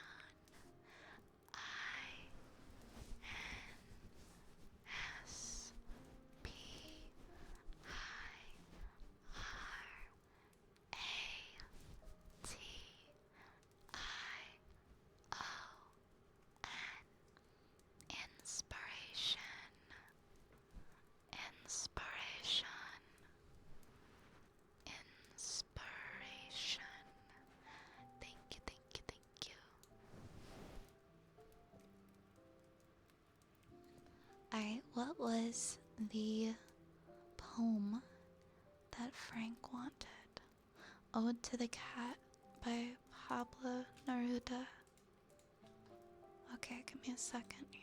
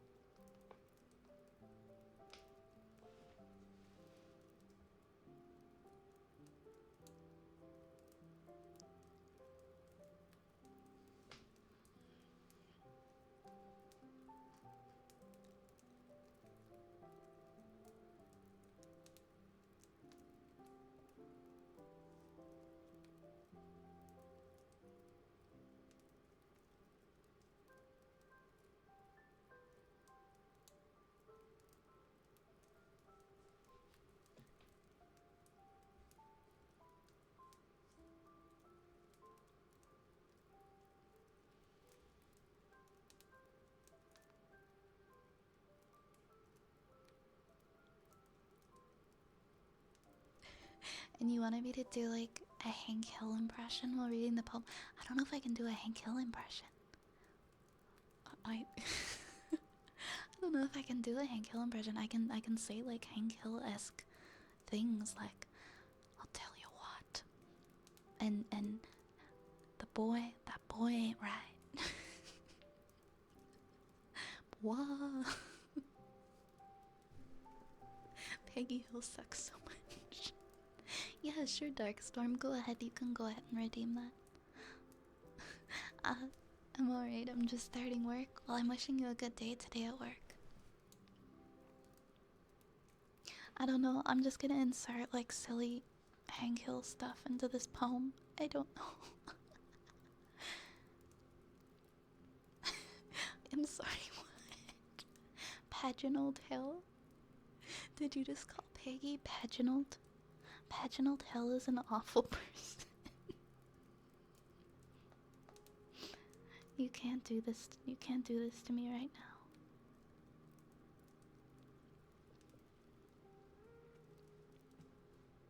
Classic Vi is okay. Okay, okay. Thank you. The animals were imperfect, long-tailed, unfortunate in their heads. Little by little, they put themselves together, making themselves a landscape, acquiring spots, grace, flight. The cat, and only the cat, appeared complete and proud. He was born completely finished, walking alone and knowing what he wanted. Damn it, Bobby. Man wants to be fish or fowl. The snake would like to have wings. The dog is a disoriented lion. The engineer would like to be a poet. The fly studies to be a swift. The poet tries to imitate the fly, but the cat only wants to be a cat. And any cat is a cat, from his whiskers to his tail, from his hopeful vision of a rat to the real thing, from the night to his golden eyes. There is no unity like him. The moon and the flower do not have such context. He is just one thing, like the sun or the topaz. And the elastic line of his contours is firm and subtle, like the line of a ship's prow. His yellow eyes have just one groove, to the gold of nighttime. That boy ain't right. O little emperor without a sphere of influence, conqueror without a country, smallest living room tiger, nuptial sultan of the sky, of the erotic roof tiles, the wind of love, in the storm you claim when you pass, and place 4 delicate feet on the ground, smelling, distrusting, all that is terrestrial, because everything is too unclean for the immaculate foot of the cat. I sell propane and propane accessories.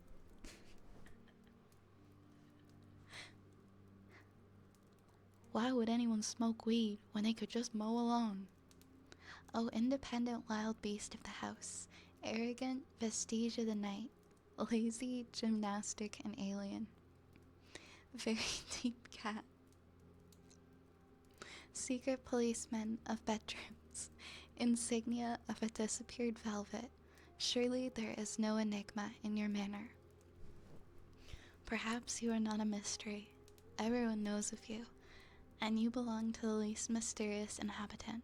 Perhaps everyone believes that.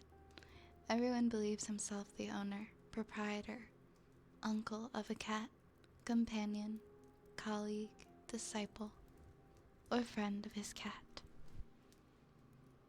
Not me. I do not subscribe. I do not know the cat.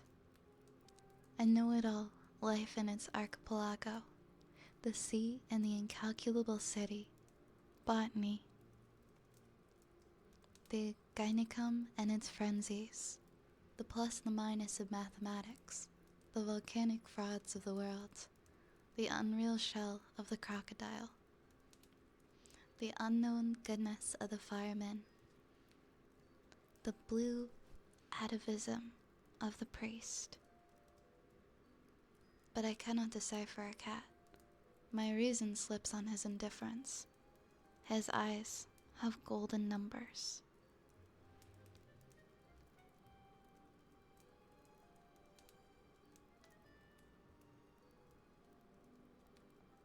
The end.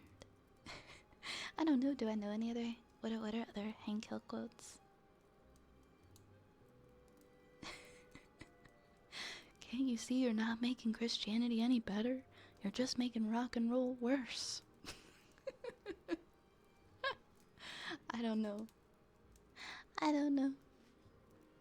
I tried. Let's see. What else? What do we have next? We have water globes, wooden frog, tuning forks, ear picks, and more water globes. Gotcha.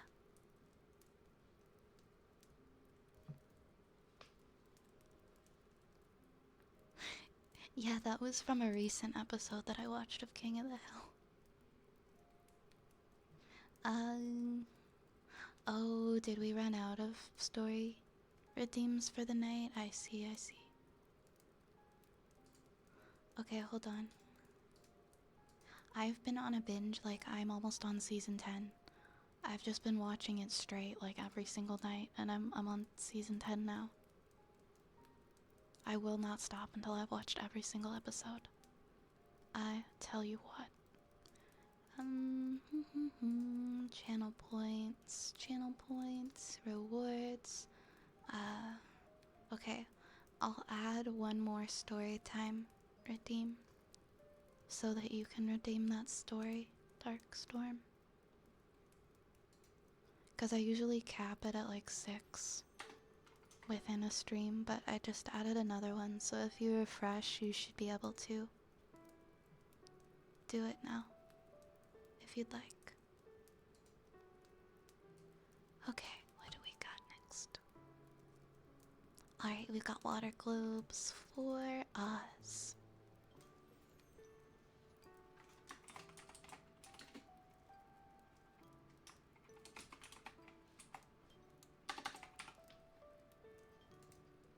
Glitch accidentally makes a potion that makes you speak like Hank ASMR. Oh my gosh. I don't know what I do the entire time. Just be like, just go, wah, wah.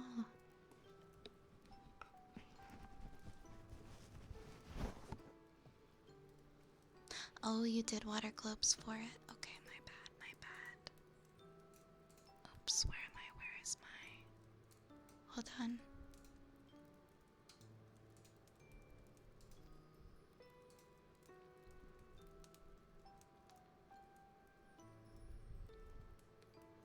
Alright, we can do that. We can do that.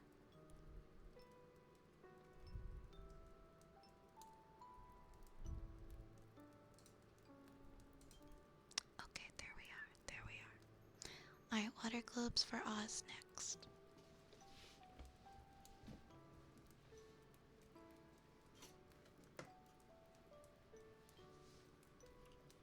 If my music's ever too loud, let me know, because it's hard for me to tell if the background music is too much, even if I do have my headphones on. And I can hear the audio. Sometimes I just feel like it's not accurate and it's louder than it feels like it is for me. Like it's louder for other people than it is me.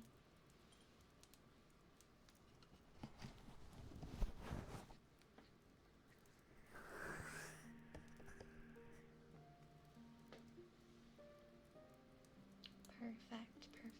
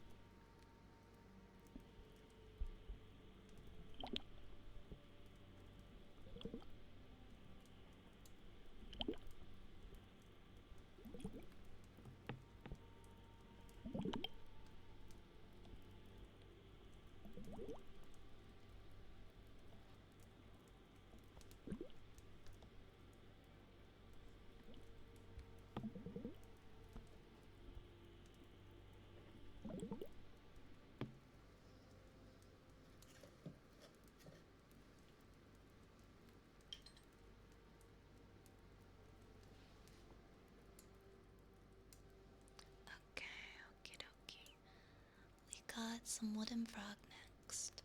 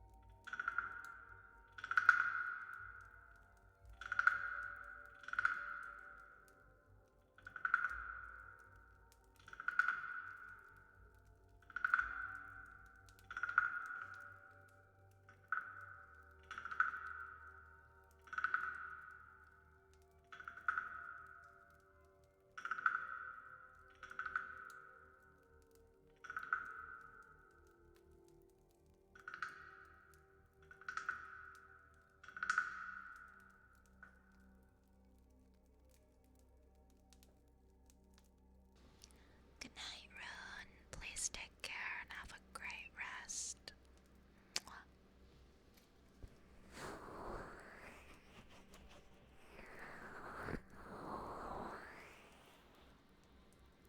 We've got some tuning forks up next.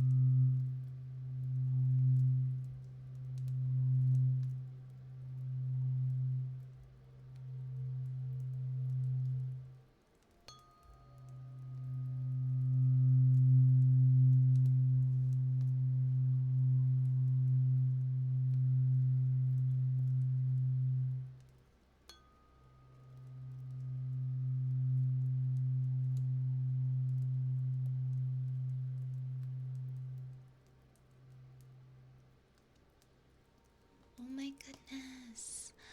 Oh my gosh, Newbun. Welcome on in. Oh my gosh, thank you so much for the raid. Hello, Raiders. Hello, Newbun. Hello, Raiders. Welcome on in, everybody. How was your stream? How was your stream? How did it go? What did you guys get up to tonight? I hope you had an absolutely wonderful stream. Thank you for getting that shout out for New Pun. I appreciate it. You guys, if you don't already follow New is absolutely lovely. Like the biggest sweetheart ever. Does wonderful, wonderful ASMR. Please go follow New. Please check her out. Give her a follow. Absolutely wonderful person. New, thank you so much for the raid. Thank you so much for bringing all your wonderful friends here to visit. I really appreciate it. Thank you. I hope you had a wonderful stream. How was it? How was it? And welcome in, everybody. I just want to say hi to everybody.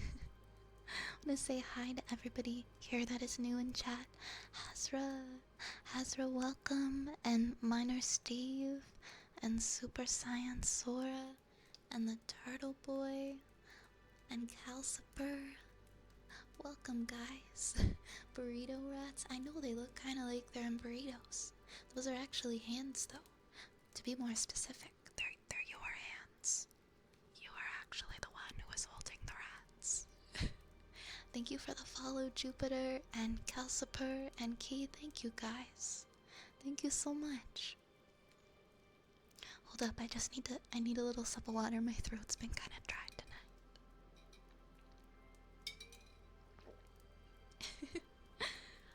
To everybody, I'll do a little short intro to everyone who just joined in tonight on the raid. My name is Vi, or Violet. We do a lot of ASMR here. I am a wood elf who wants to become the very best witch, and I'm also a storyteller. And almost every single night, I open my apothecary after hours, and we read some stories, we read some poems, we do some ASMR, we get cozy, we get real, and we stay warm. We stay warm out of the bitter, freezing cold that has been getting as we've been progressing through the winter. So, welcome. I hope you guys enjoy it here. I hope you guys enjoy it here. And that you enjoy the comfy vibes. How was your stream, New? Also, New, if you have if you need to raid and run and you need to get something to eat or something to drink, or you need to go and get some rest yourself, I totally understand. I just want to express one more time how, like, my thanks to you for sharing your wonderful community with me. It means so much. They are all safe here. They are all safe with us and the cozy vibes tonight. But welcome on in, friends. I'm doing good, New. I'm doing good. How are you? Very, very comfy. I'm glad to hear it. I'm glad to hear it. Hi, Turtle Boy. Hi, Gay Dark. Yes, you are gripping the rats. It is you. You are the one who is gripping the rats. I know, it's crazy, right? Oh my goodness. Hi, Nini. Hi, Nini. Can we please get a shout for Nini Starlight as well? Another wonderful ASMR streamer.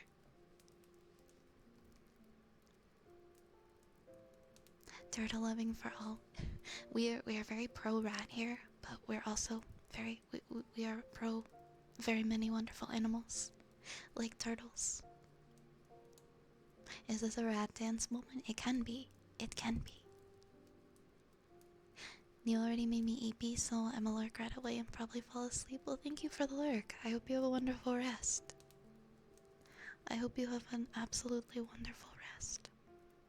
And that you take care.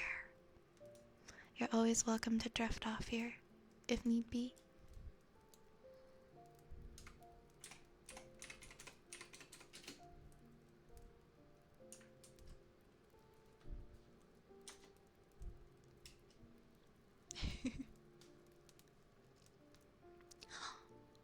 Dark Necro Wolf, thank you so much for the resub. Thank you so much. Thank you for resubbing for 3 months. Thank you for the 3 months, my friend. I really appreciate it. I hope you continue to enjoy your time here. Mwah.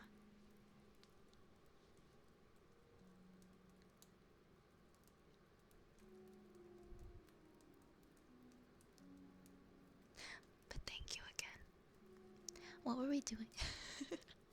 I had a little goldfish brain moment. I think we were doing tuning forks. I think we were doing the tuning forks.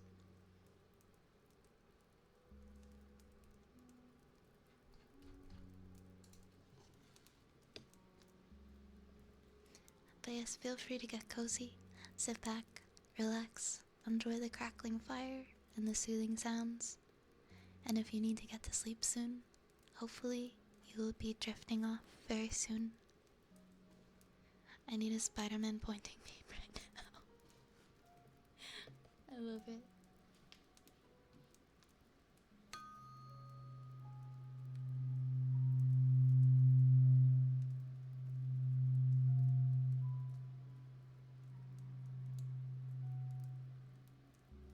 Minor Steve, thank you for the follow as well.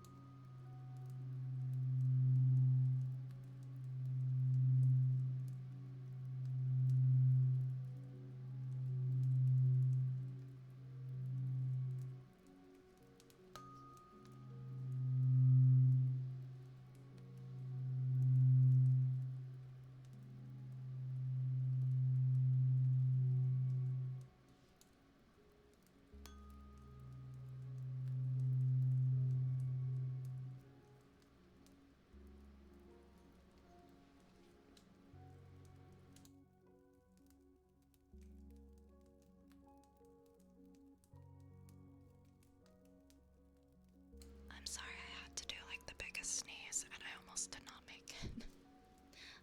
Minor Steve, so those are actually tuning forks. These ones are C, and this one in particular, the frequency is 128.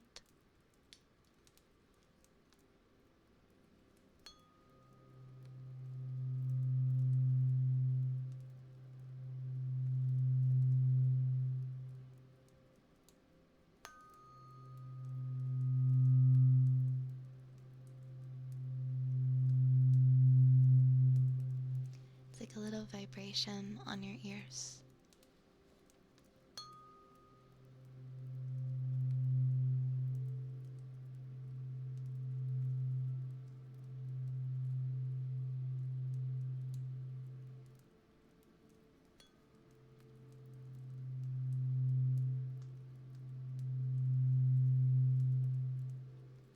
Yeah, Kai, thank you as well for the follow. Welcome, welcome.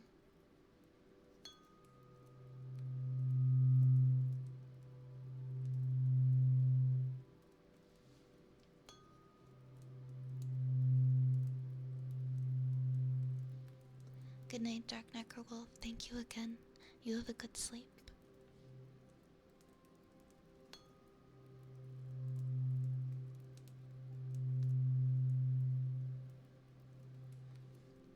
Anonymous gifter, thank you so much for gifting that sub to you. Thank you so much.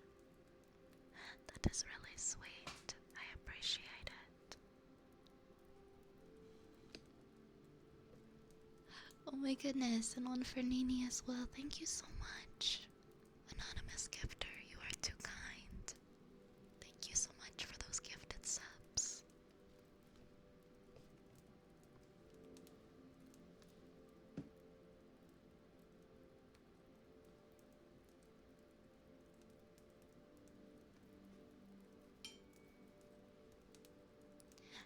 The tuning forks have like different frequencies, so this one's like 256.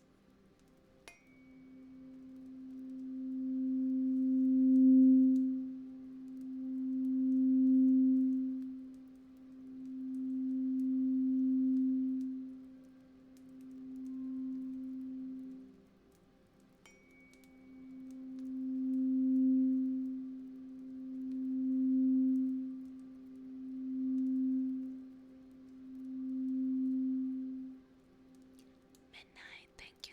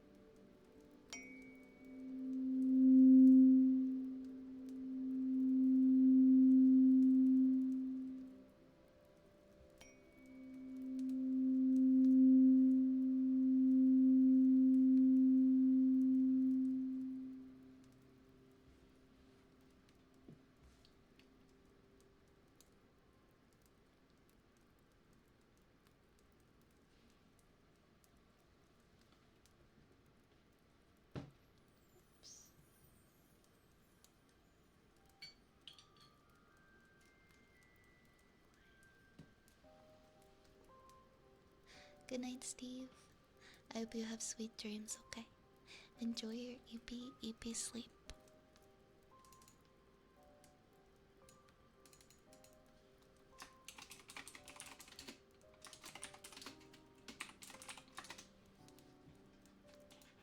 Next, we've got the ear picks, meaning it is time for me to clean all of the rats out of your ears. Yes, chat has been known to steal rats and harbor them in their ears. I'm not really sure why, but it happens.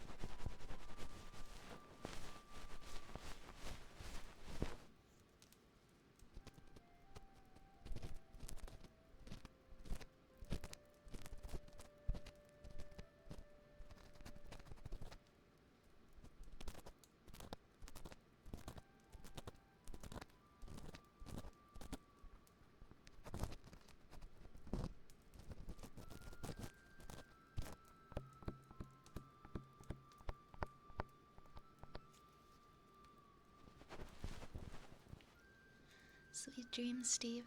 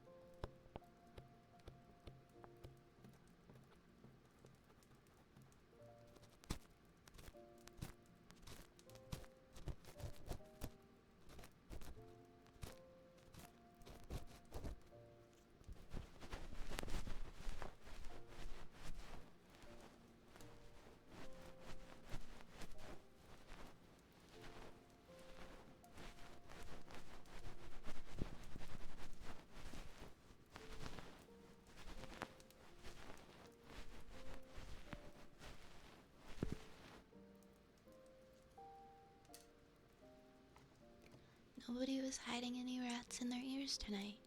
Thanks, guys. I appreciate your cooperation. Who do we have next in the queue? We've got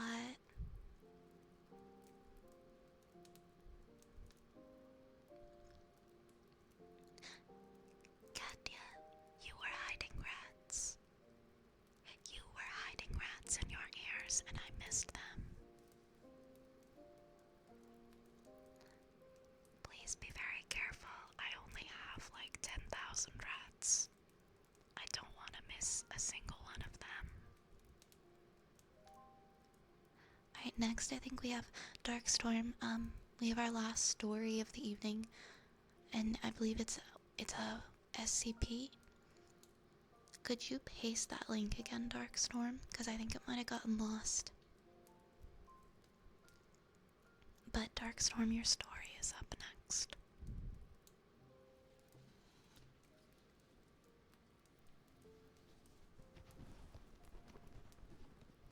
You're rat free. I'm glad to hear it, Garth.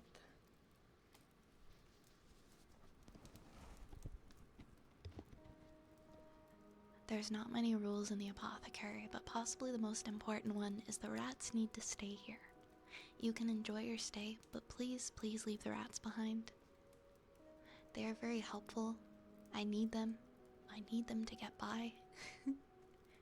Alright, thank you.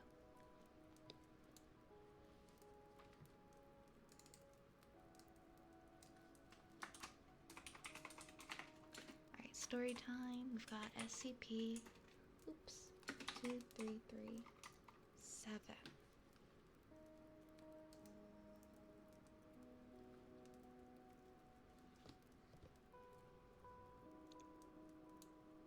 Oh, this is an older one.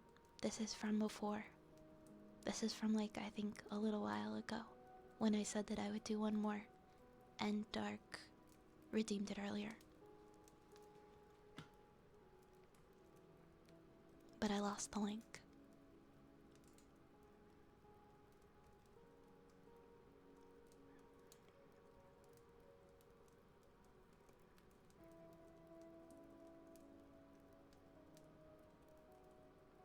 I just want to make sure I am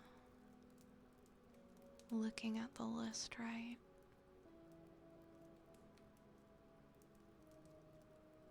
Hey David, welcome in. Welcome in. How are you doing this evening? Hope you're having a good night.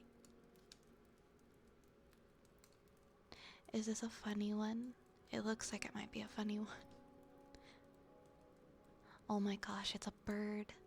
It's a bird SCP. It's a bird SCP. Alright.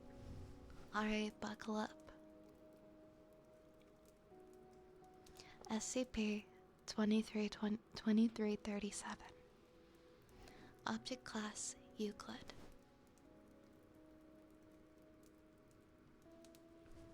SCP-2337 is to be kept in a standard avian habitat cell with soundproofing. Personnel are required to wear level 26M ear protection while handling SCP-2337. Transportation for SCP-2337 is to be carried out using a portable soundproof crate. Oh, it's a loud bird.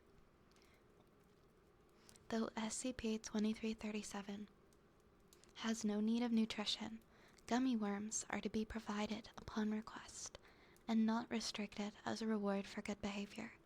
Due to SCP-2337's poor grasp of cause and effect, punishments and rewards will inevitably result in frustration on part of involved personnel. As of December 5th, 2014, all staff are advised not to attempt to emulate SCP-2337's speech patterns in its presence, and all are assured that SCP-2337 understands some degree of human English. SCP-2337 is a male corn crake. It is a sapient, sentient, and it is capable of speech.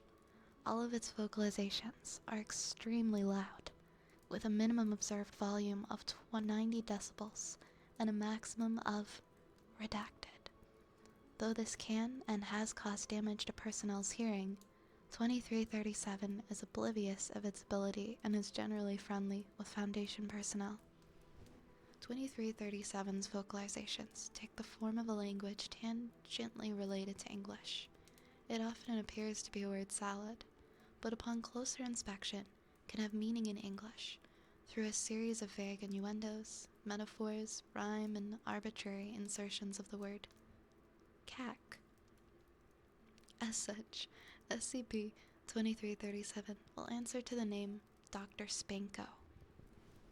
Initial reports of SCP-2337 came from unusual noises from a field near redacted Sussex, UK, which led to its capture in the same area.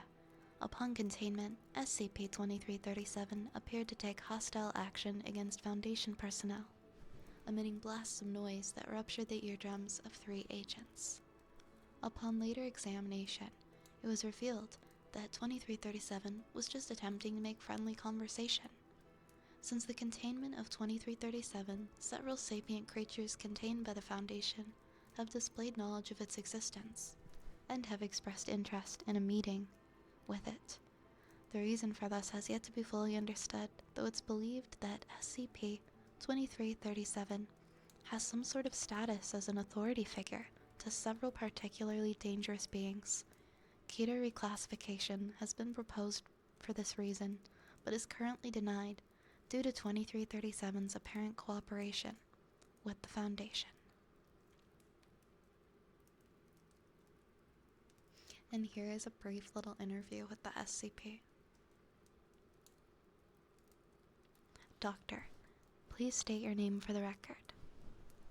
Cack, I am christened Air Dr. Spankoflex, am colloquially name-slapped with SCP-23 and Stephen, am complicate across the state. Thank you. And how? Listen, SCP-2337. It me, Cack. You seem to have a pre-established relationship of sorts with several of the more dangerous creatures in our custody. And how? Yes, please elaborate on the exact nature of this relationship. It shall be done, shall forth. Applesauce and turkey mayonnaise forsooth, Aunt Ruth. Come back and with store-brand hostility cakes for mouth stuff. Lambikins, grill-boarded and bearded from Chesapeake Bay to unknown Gadap. My good Flippert. The 3-ring topo stack over and over. Alakazam, Cack. Please repeat that statement in the dialect used by the Foundation. 10-4, X-Lax. SCP-2337 begins yodeling for 3 consecutive minutes. Please discontinue yodeling. Cack more sense. We need you to cooperate and explain your answer in a coherent way. Mitochondria the molasses, and what the Spangle Freezer said, for shame, escalate the right query Q molasses. You're not hearing me, are you?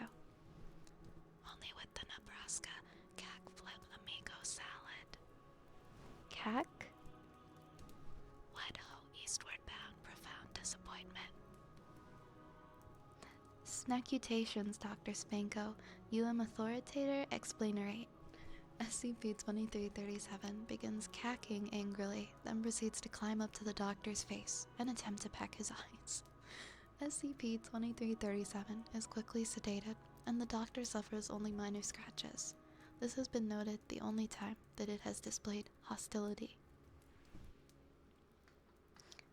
I feel like it's probably a pretty friendly SCP.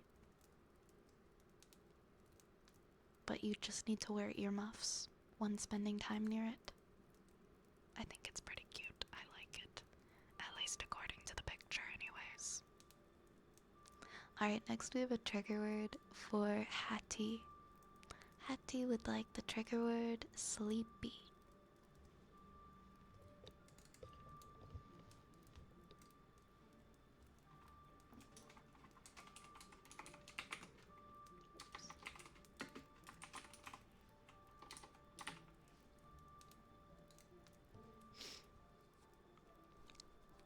Thank you. I'm glad you enjoyed it. Sleepy. Sleepy, sleepy,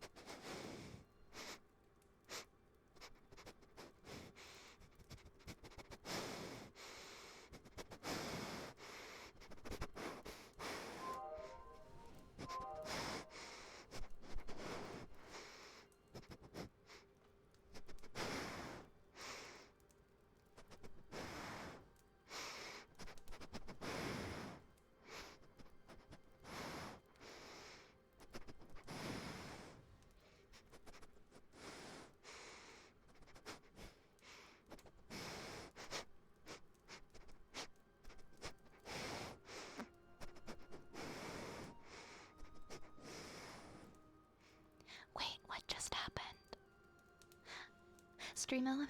Oh my gosh.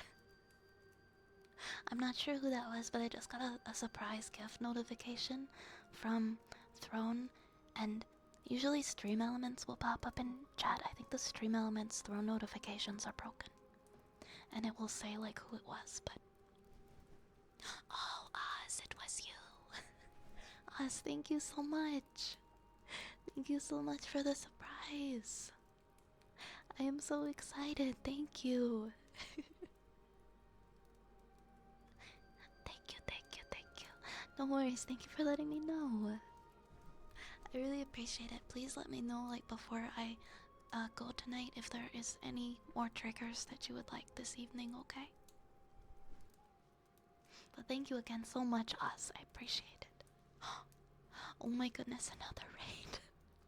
Oh my goodness. Yo. Hello, hello. Welcome on in, raiders. Welcome. Graven BLD. Welcome, welcome. How is everybody doing tonight? How was your stream? How was your stream?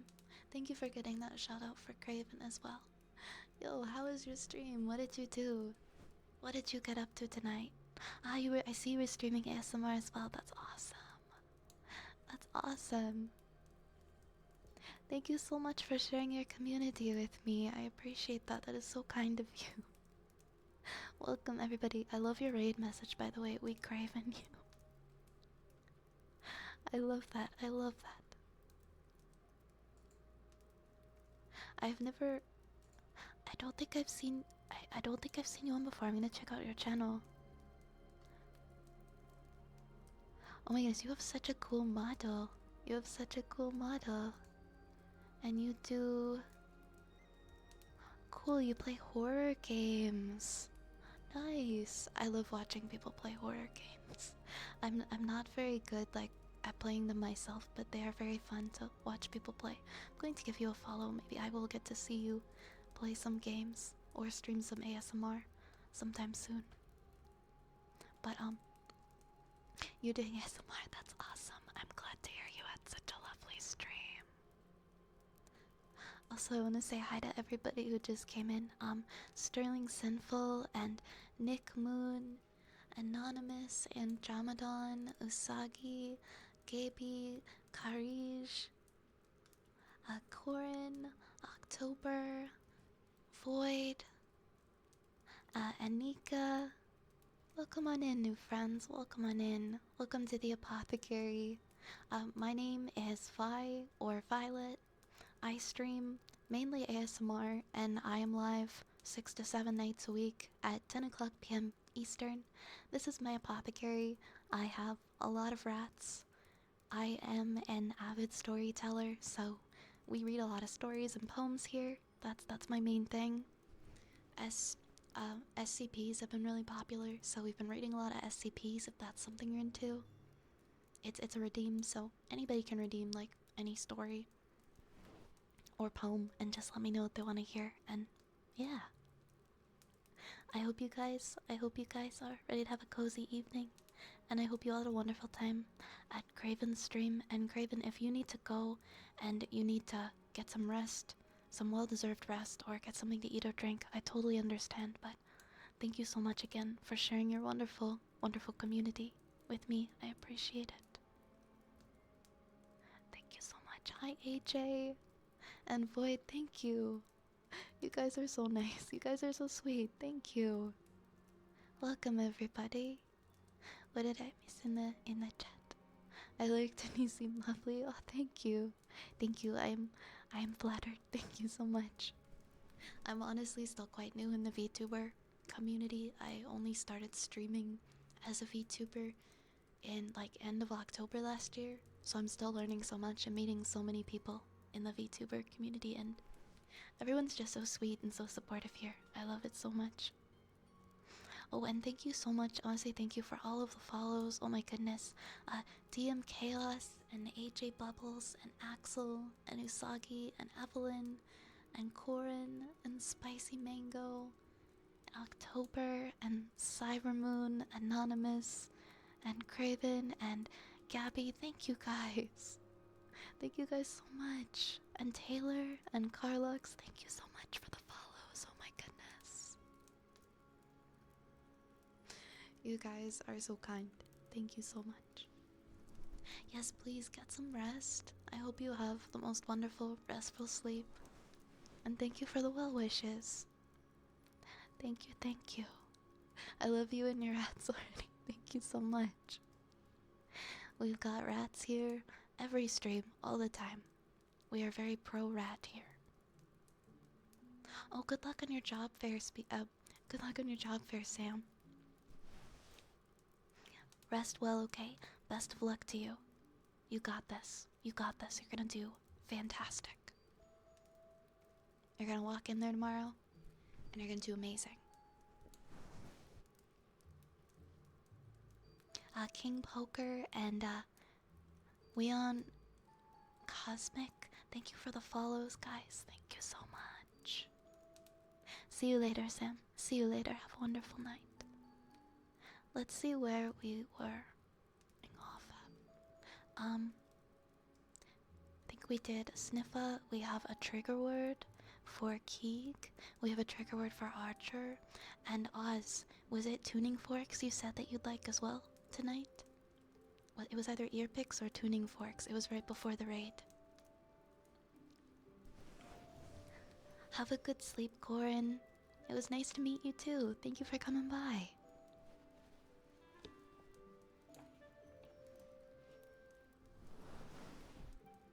Alright, my friends. Alright, my pals.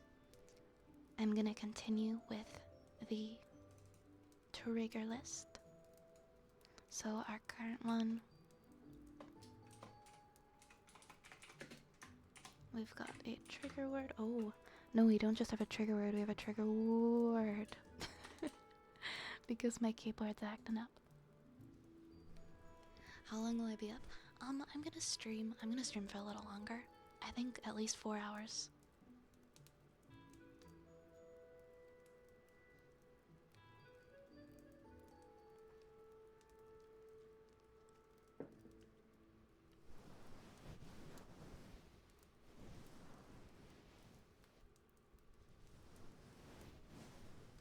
Like maybe 20 to 30 more minutes. We will see. We will see.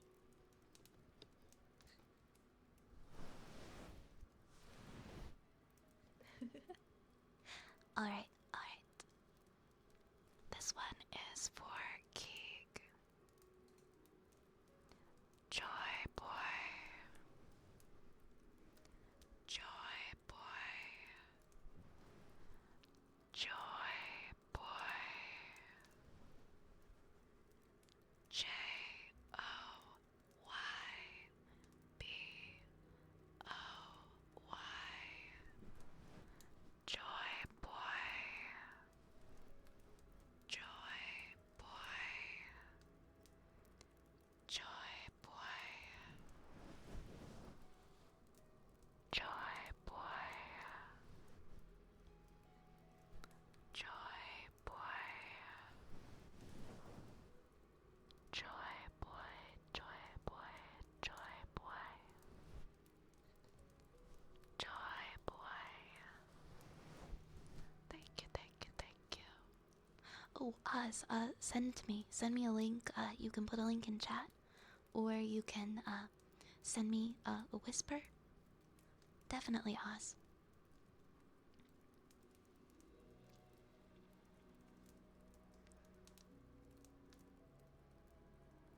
Next up, we've got Archer's classic trigger word. We've got Archer's favorite one. Did I hear 4 hours? Yeah, I'm gonna be, so probably around the 4 hour 15-minute mark. So like 20 to 30 more minutes ish. I will stay live. Toasted coconut. Toasted coconut. Toasted coconut. Toasted coconut. Toasted coconut.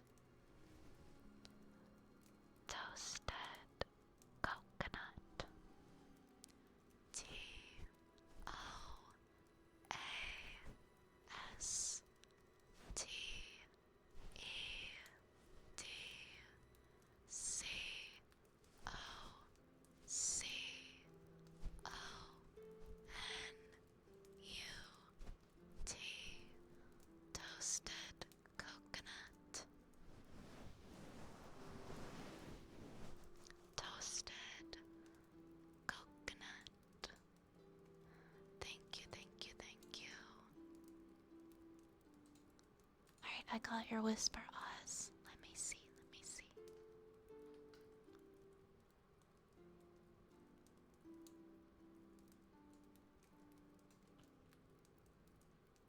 Oh, cool. This looks really cool. It's like a Legend of Zelda fic. So, chapter 1 is what we want to read. Oh, yeah, definitely I can read that. This is cool. This is something a little bit different. We're gonna mix it up tonight. I am gonna pause. I am gonna mute for like. Oops. I'm gonna mute for like 30 seconds because I am wearing a couple of sweaters that are getting kind of warm. And I am going to stop wearing them because they are getting way too warm. So, give me like 30 seconds of muting and then we'll continue and we'll read the story.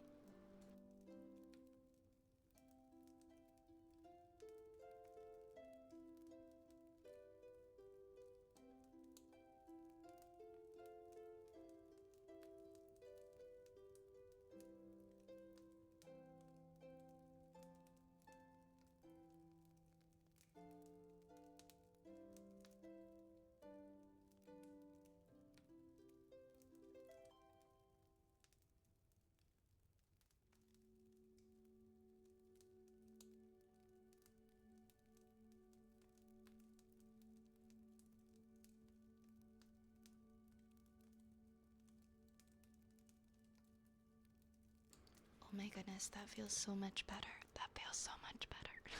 No overalls, sus. Is it even Vi if she's not wearing overalls? I don't know. I mean, I have a little water. It's a really old fanfic, but it's a great story. I am very excited. I'm very excited for this.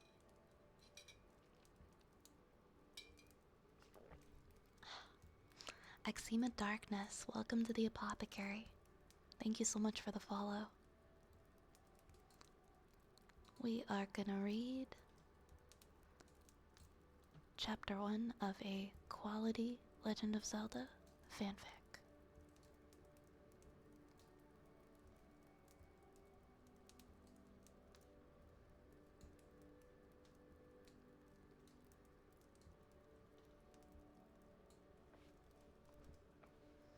Alright, story time.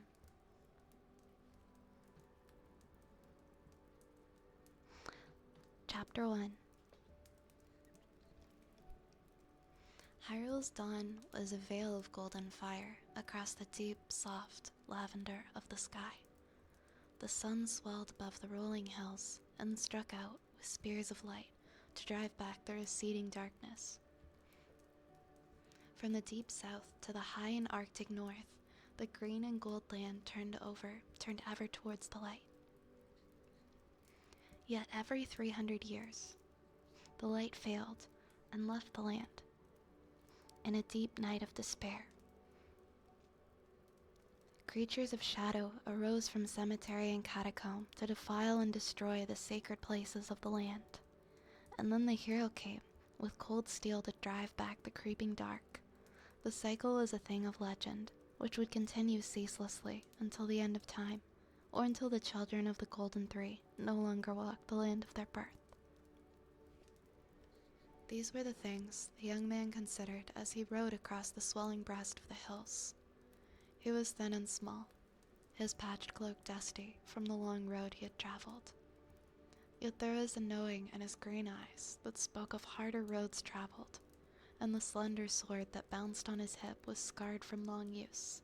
His red-brown hair was tied back and braided in a Calatian manner, gathered into a loose plait at the nape of his neck, with braids swinging free in the front of his pointed ears. He was a foreigner in this land. The hills came to an end, and cantering down a long and gentle slope, the young man saw at the bottom the white walls of the city. His horse's hoofs tore sods of grass and rich black earth from the fertile meadow.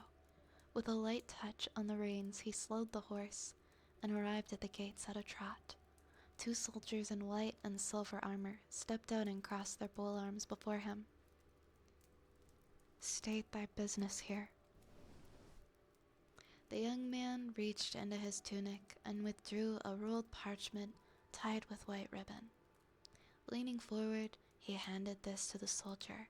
He already knew the contents by heart, for he had read the note again and again on his long journey. To the hero, Her Majesty Zelda Harkinian, Princess Royal of Hyrule, thanks you for your valiant service to the crown in recent years, and desires that you present yourself at Hyrule Castle as soon as you may. The only signature was an imprint of the royal seal, a spread-winged phoenix clutching a triple triangle in its talons. The wax was white, symbolizing purity. The letter had come from the princess herself. The soldier read the message right through and handed the paper back with a respectful bow. Proceed. The polearms moved back, clearing the way. The young man smiled and nodded his thanks, then loosened the reins and rode into town. Hyrule City was the greatest city in the Westlands. Almost 2,500 years ago, a warrior chieftain had built a stone wall around a squalid little hill fort, and subsequent chiefs and princes had added to it as the vigorous young kingdom's strength increased. Now the capital of the Hyrulean Empire, the White City, was a place of great stone plazas and towering minarets, its marble face dominated by the magnificent spires of the castle. Open courtyards led into 1,000 tiny winding streets where the sky was hidden by overhanging tenements. But around every corner was a thing of unexpected beauty. A statue, a fountain, a church. Passing through the town's famous marketplace on the wide avenue of the King's Street, the traveler came, at last, to the tall white gates of Hyrule Castle. Once again, he presented his letter and was allowed passage. He dismounted and led his horse, casting a weary glance at the gateway. And well, he might be wary, for across the top of the archway lay a dragon, wrought in cunning silver of such purity that it was almost white. The skill of the craftsman was so fine that each iridescent scale could be seen. Its coils looped along the top of the gates, and at the very center, its spear-shaped head rose high into the air, silver mouth open in an eternal silver-toothed snarl. It was a legend within the city that should evil pass within, the dragon would awaken. The traveler passed beneath the gate, and the dragon remained silent as silver. Firmly now, and gaining in confidence, he turned his back upon the white dragon gate. Leading his horse, he passed slowly up a wide tree-lined avenue, carpeted with white sand. Green lawns rolled out on either side of him, but he did not look left or right.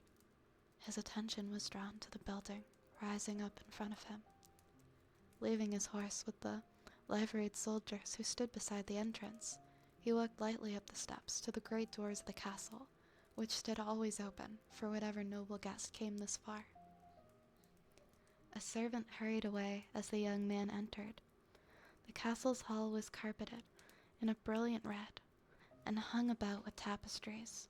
The young man paid no attention to the beautiful furnishings, but waited in the center of the hall, his expression showing polite anticipation. He did not have long to wait. Before he had drawn 10 breaths in the stillness of the hall, a young woman appeared at the top of the red carpeted stairs. He knew her at once, for her beauty was a thing of fable, even in his faraway homeland. Her sun-gold hair, reaching almost to her waist, was braided with chains of thread-fine gold, and she wore a plain white silk dress with splatters of opals like stardust. A golden brooch in the shape of a triple triangle lay upon her breast. Nobody who beheld this woman, barely past childhood but filled with a sense of wisdom and power, could mistake her for anything but what she was.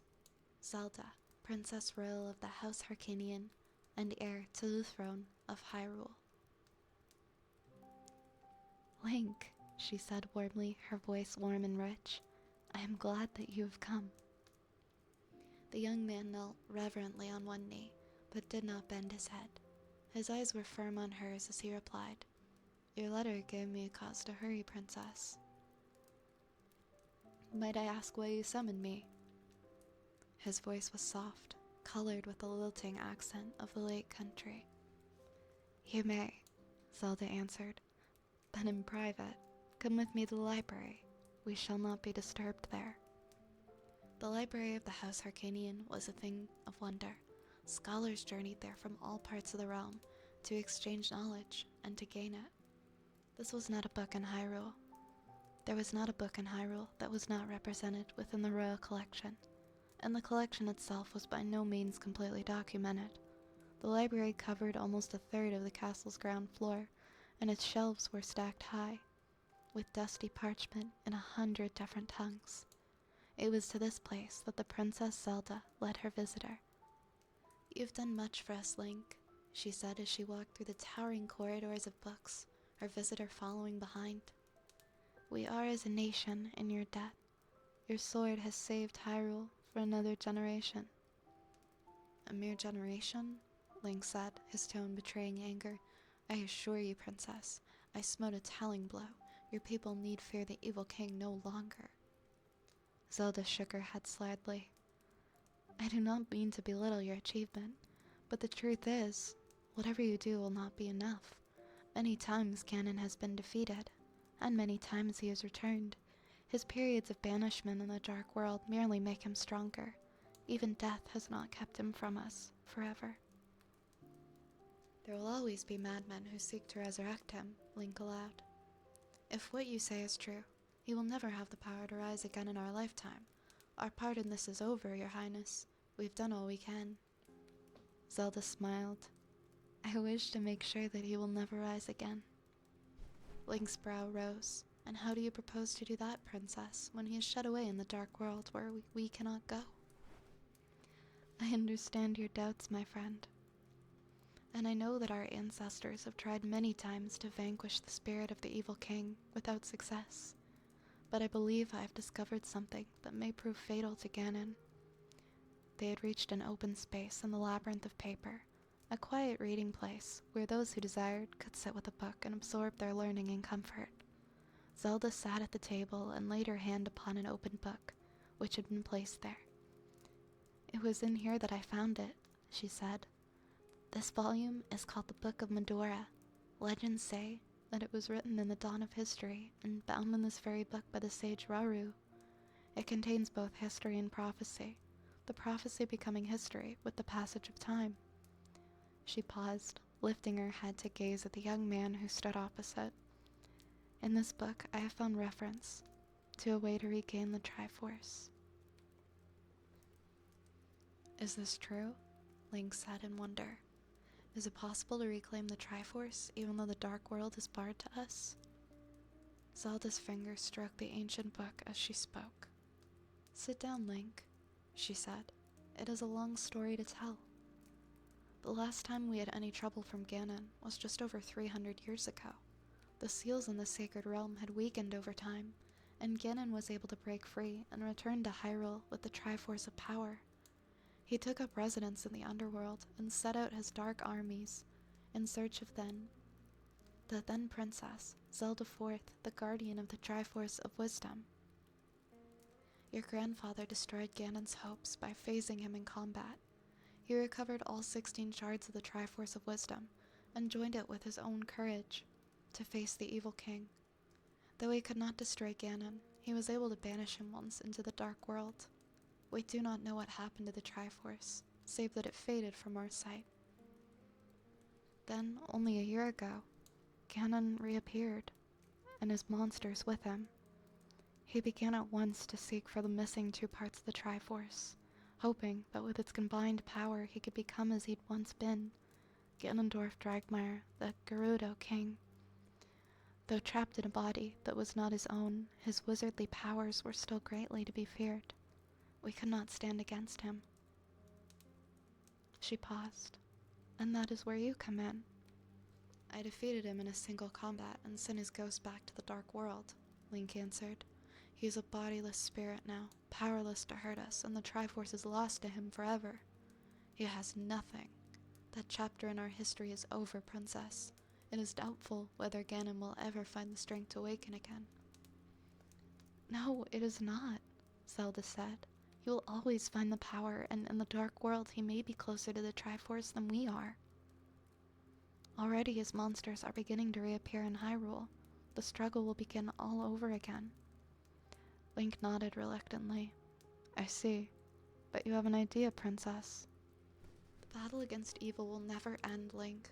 But I want to create a force to oppose evil, even when there is no hero. A force dedicated to serving the light, which will prevent Ganon troubling our world ever again. Such a force existed once, many years ago. She smiled slowly, her eyes alight with wonder. Are you aware of the myth of the legendary knights?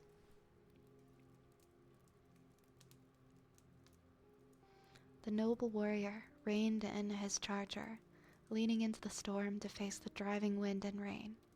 A golden amulet set with a shining emerald shone upon his breast. The clouds seethed and bubbled as lightning struck the heath all around, but the heir to the Triforce was unharmed.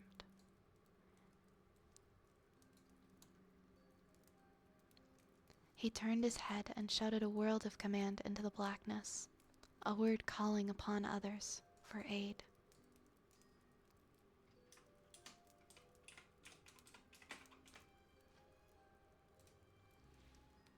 And now the others appeared through the storm's fury.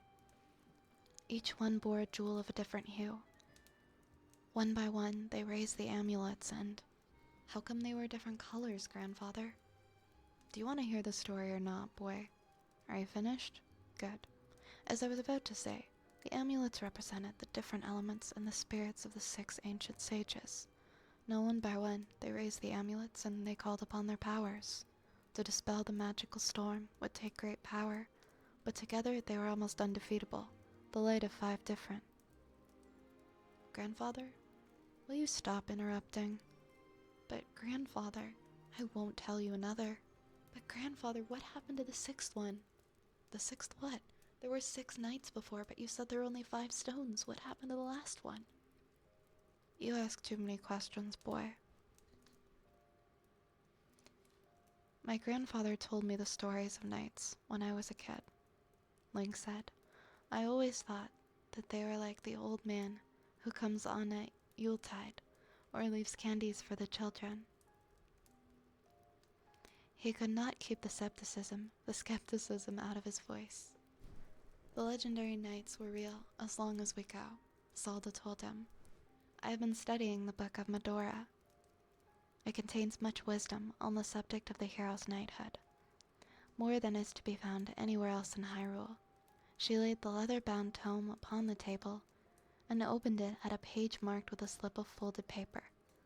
Despite the great age, the pages of the book were white as new fallen snow, and its graceful script still legible in the deep black ink. The pages were decorated with fantastic designs of birds, trees, and animals, with colors as fresh as the summer sky. Zelda read from the book, translating the ancient language, as she did so. The powers of the legendary knights spring from the 6 medallions created by the sages of old and infused with their strength. They bridge the void between worlds. Each amulet is a thing of power, but when they held those with courage, the wisdom and the power, the 6 together, may open the door to the sacred realm.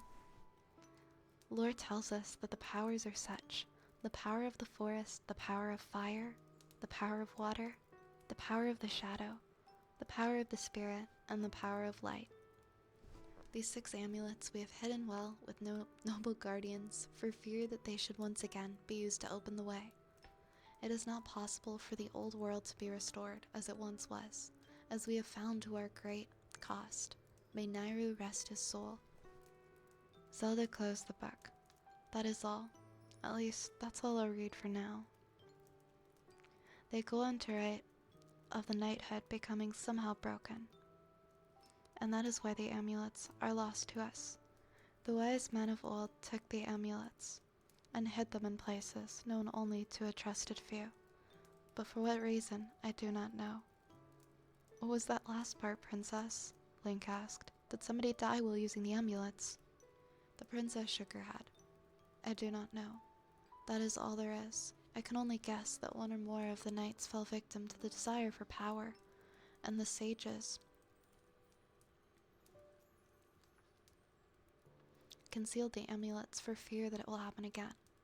We know that one who seeks the Triforce must have a soul balanced in the three virtues, and we know of Ganon's corruption and fall. Link nodded slowly, thoughtful. If we could recover all the amulets, we would have a path to the Triforce. If 6 people balanced in heart and soul came together with the amulets, they could open up the pathways between the worlds and bring the Triforce back to Hyrule, Zelda elaborated. The Dark World is the road to the Sacred Realm. To recover the Triforce, the knights would have to defeat Ganon within his own Dark Kingdom. With the amulets, this could be done. We need to find 6 heroes with the purity and strength of will to use the amulets. As well as the amulets themselves, Link muttered.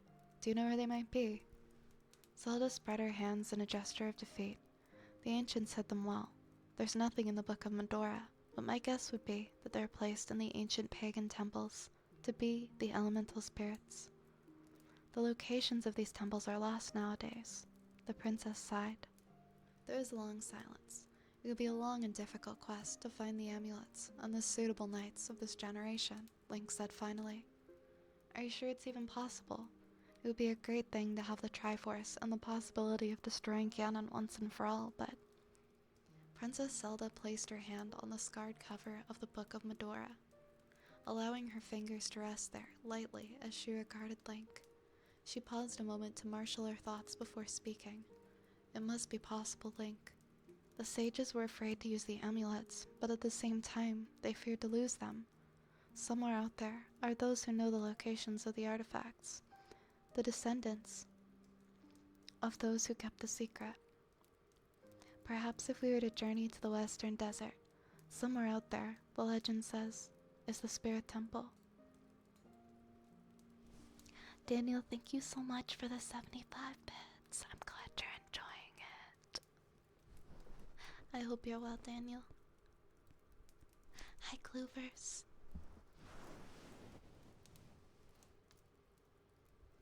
Thank you, Falcor.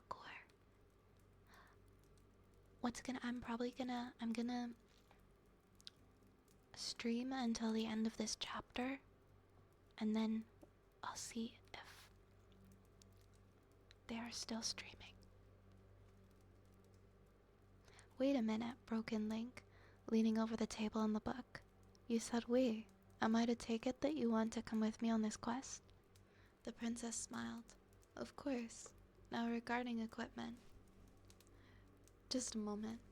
It'll be dangerous in the desert, assuming that if we even get there. You are the heir to the kingdom. The king is not gonna let you leave with me. What if harm came to you? Zelda reached out and took Link's hand. Listen, I've thought long about what to do, and it seems clear to me. You agree that somehow the circle must be broken? Yes, Link began suspiciously. Well, we must do what our forebears have not done. We cannot sit here waiting for the darkness to fall upon us. Each time that Ganon has risen, the first move has been made against the Princess Royal, who has never fought for herself. Zelda smiled confidently. The Princess Royal will turn the tables. Think not that I'm incapable of fighting, Link. I'm as good a shot with a bow as you are. And I can beat most of the guards at fencing.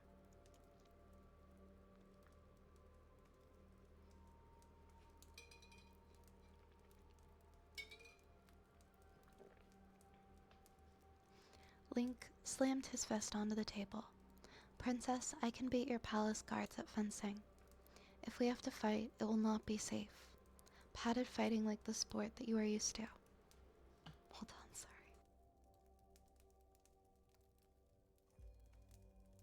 Okay. Have you ever been injured in a battle? Have you ever felt pain? Have you ever looked into the eyes of the one who desires to kill you and known that you must kill him in order to live? You can have no idea what it's like until you've experienced it for yourself. He sighed, lowering his gaze to the book which lay on the table, squat and mute with the weight of 1,000 years. I cannot expose you to such danger, Princess, and the king will never let you go. Don't say any more. Zelda commanded. I know that my father will not agree to the quest. That's why I'm going to leave secretly with your help.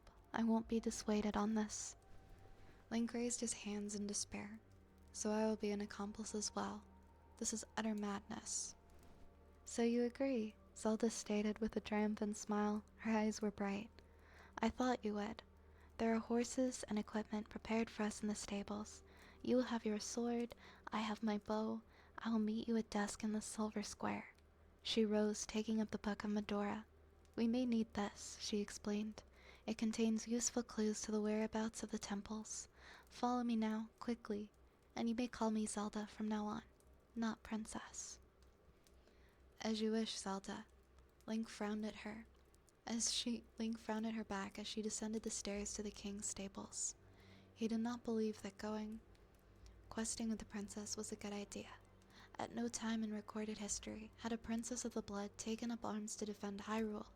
It had always been before left to the hero. Yet perhaps it was right that the Princess Royal should have a part in the ancient battle. Certainly it was nothing that Ganon would expect.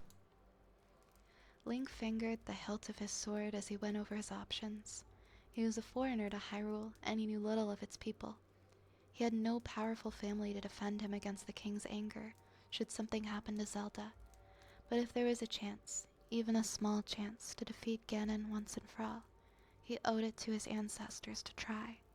He hoped that helping Zelda to sneak out of the castle without her father's permission would not goad the king into ordering his arrest, for the quest sounded difficult enough, without the added complication of Hyrulean soldiers hunting them. Hi, Jaybird. Welcome on in. Zelda hurried through the archway into the castle courtyard and disappeared into the stables with some haste. Link followed more reluctantly, anxious that he were not seen in her company. Inside, the long wooden building, shining with floating hay dust and gleaming shafts of sunlight, the princess led him to 2 stalls. A white mare and a dark red gelding awaited them, fully saddled, groomed, and equipped. Link opened one of the saddlebags and approved the neatly packed dry rations. You've been prepared for this for quite some time, it seems, he remarked.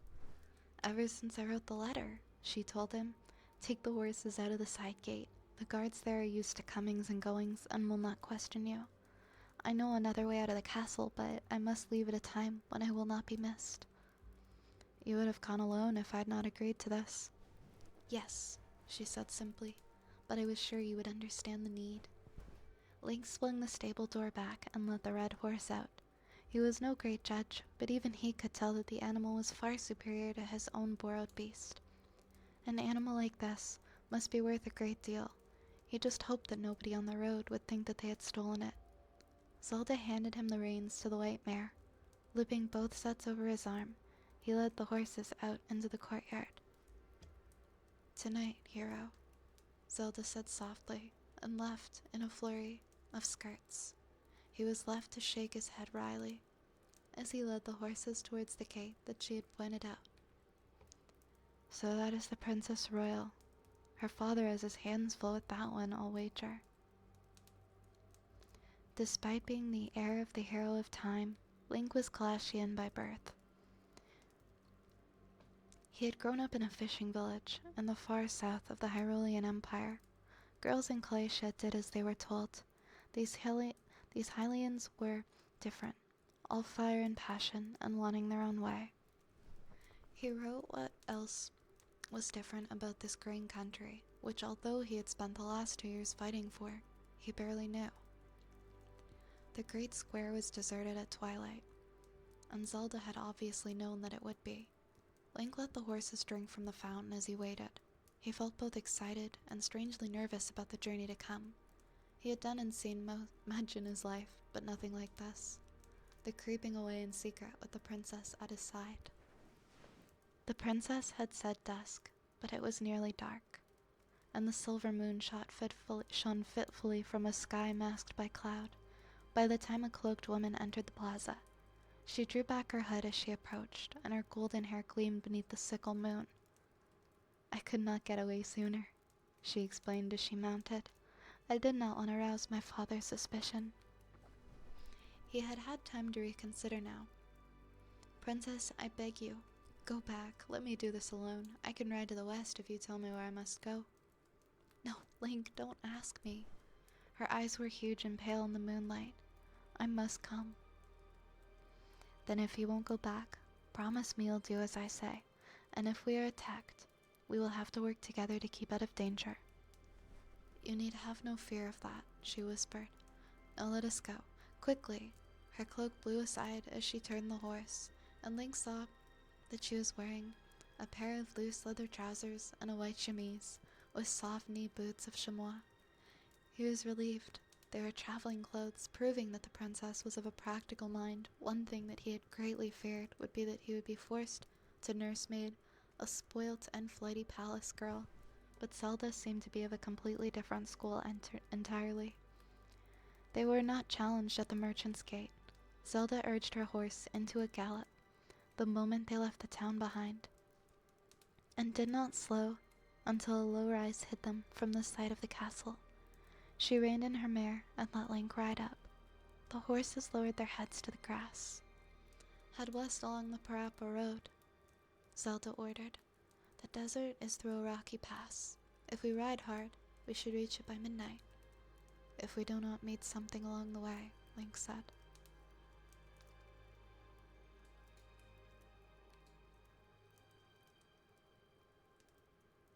Despite the best efforts of the horses, the first streaks of pale dawn were visible in the east. By the time that the two reached the rocky gorge, Zelda rode to the brink of a steep bank and looked down into the cleft. The irregular rocky sides were spattered with bushes and small plants, and a little stream leapt from beneath an overhang just below them. Although deep, the cleft was not sheer, and a path down was clearly visible a little way along. Link rode with Zelda along the bank to examine the descent, and she outlined her idea to him. Zelda might be the princess, but in the wilds Link was the expert and must by rights lead. Hi, Nuggy. Hi, Nuggy. How are you? How are you, Nuggy? Welcome, welcome. It is a good plan, he said approvingly. If we must pass through the gorge to reach the desert, then I do not think we shall find another descent as good as this. Should we dismount? Zelda asked. I don't like the idea of riding the horses through the old stream bed. It would be too easy to damage their feet on loose stones. Link smiled. That was just what I was about to say. He leapt from the saddle and took hold of his horse's bridle as he stepped down over the edge of the gorge. The horses went willingly, and though the ground was, as Zelda had foreseen, unstable under their feet, the way was easier than they had imagined. Walking into the stream, which came up to their ankles but no further, they reached the flat bottom of the gorge, where the water runneled off into rivulets among the dusty rocks of an ancient riverbed. There was a river here once, Zelda said, but it dried up a long time ago. The story is in the book of Medora, Link. You should study it someday. Thank you for the follows, Jaybird and Cap. Welcome. I'm glad you're doing good, Nuggy. I'm doing good as well.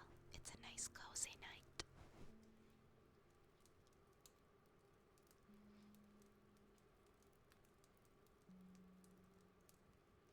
I never seem to find the time, Link said wryly.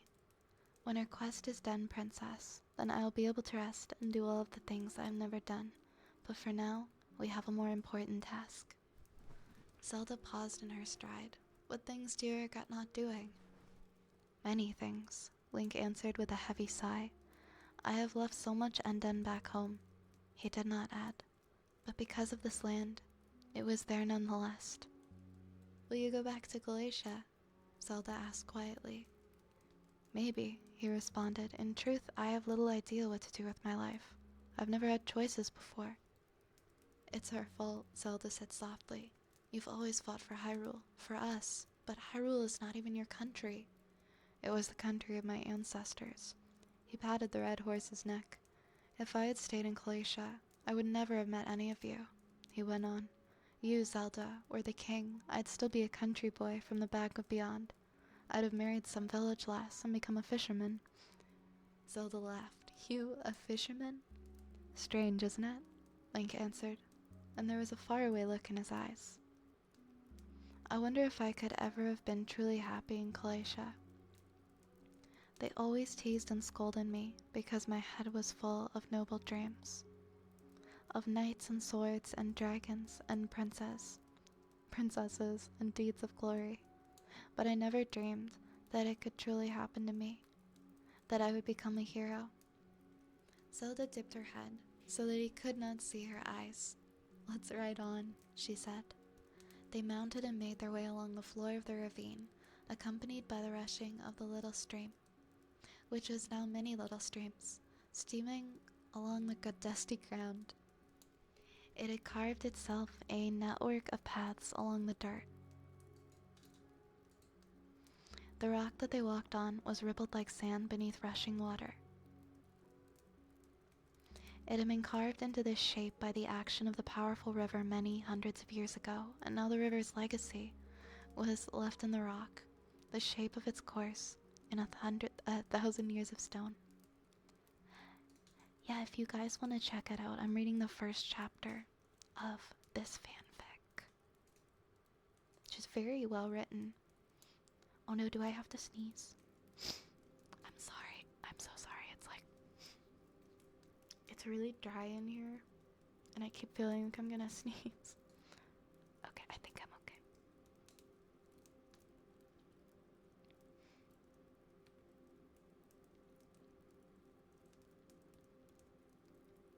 "The marks on the ground," Ling began, and they stopped, his brow furrowed. "Amazing, isn't it?" Zelda said quietly. "They're still here, even though the river dried up so long ago." "Perhaps they're like us," Ling said, looking at the rippled ground. "How do you mean?" 1,000 years ago and more, Ganondorf came out of the west. He is gone, but he has left marks in Hyrule's history, like these marks left by the river. Our path is still guided by the ripples he created, and we can't escape it. Zelda started and looked sharply at Link. He was looking at the ground, and there was a closed expression on his face. She could not deny that it was an apt metaphor, but it seemed odd that a hero should speak so. "We could not wipe these ripples away, Zelda," Link went on. "Only time can do that. That and the wind and the sand." "I know," Zelda replied. She understood now what was troubling her companion, and she reined in her horse. "But we are going to raise a storm of sand to sweep the stone clean. It can do no harm to try." The gorge turned a corner, and smaller cracks and clefts opened up in the stone around them. Several times there were rifts in the ground itself, some so wide that the horses had to be urged to leap over them. Link paused and looked into one of these rifts, but he could not see the bottom, only the sheer sides, dropping away into the blackness of rock and empty night. He dropped a pebble in and listened for a sound which did not come. "Take care," Zelda warned. "I will not fall." But he stayed back from the edge.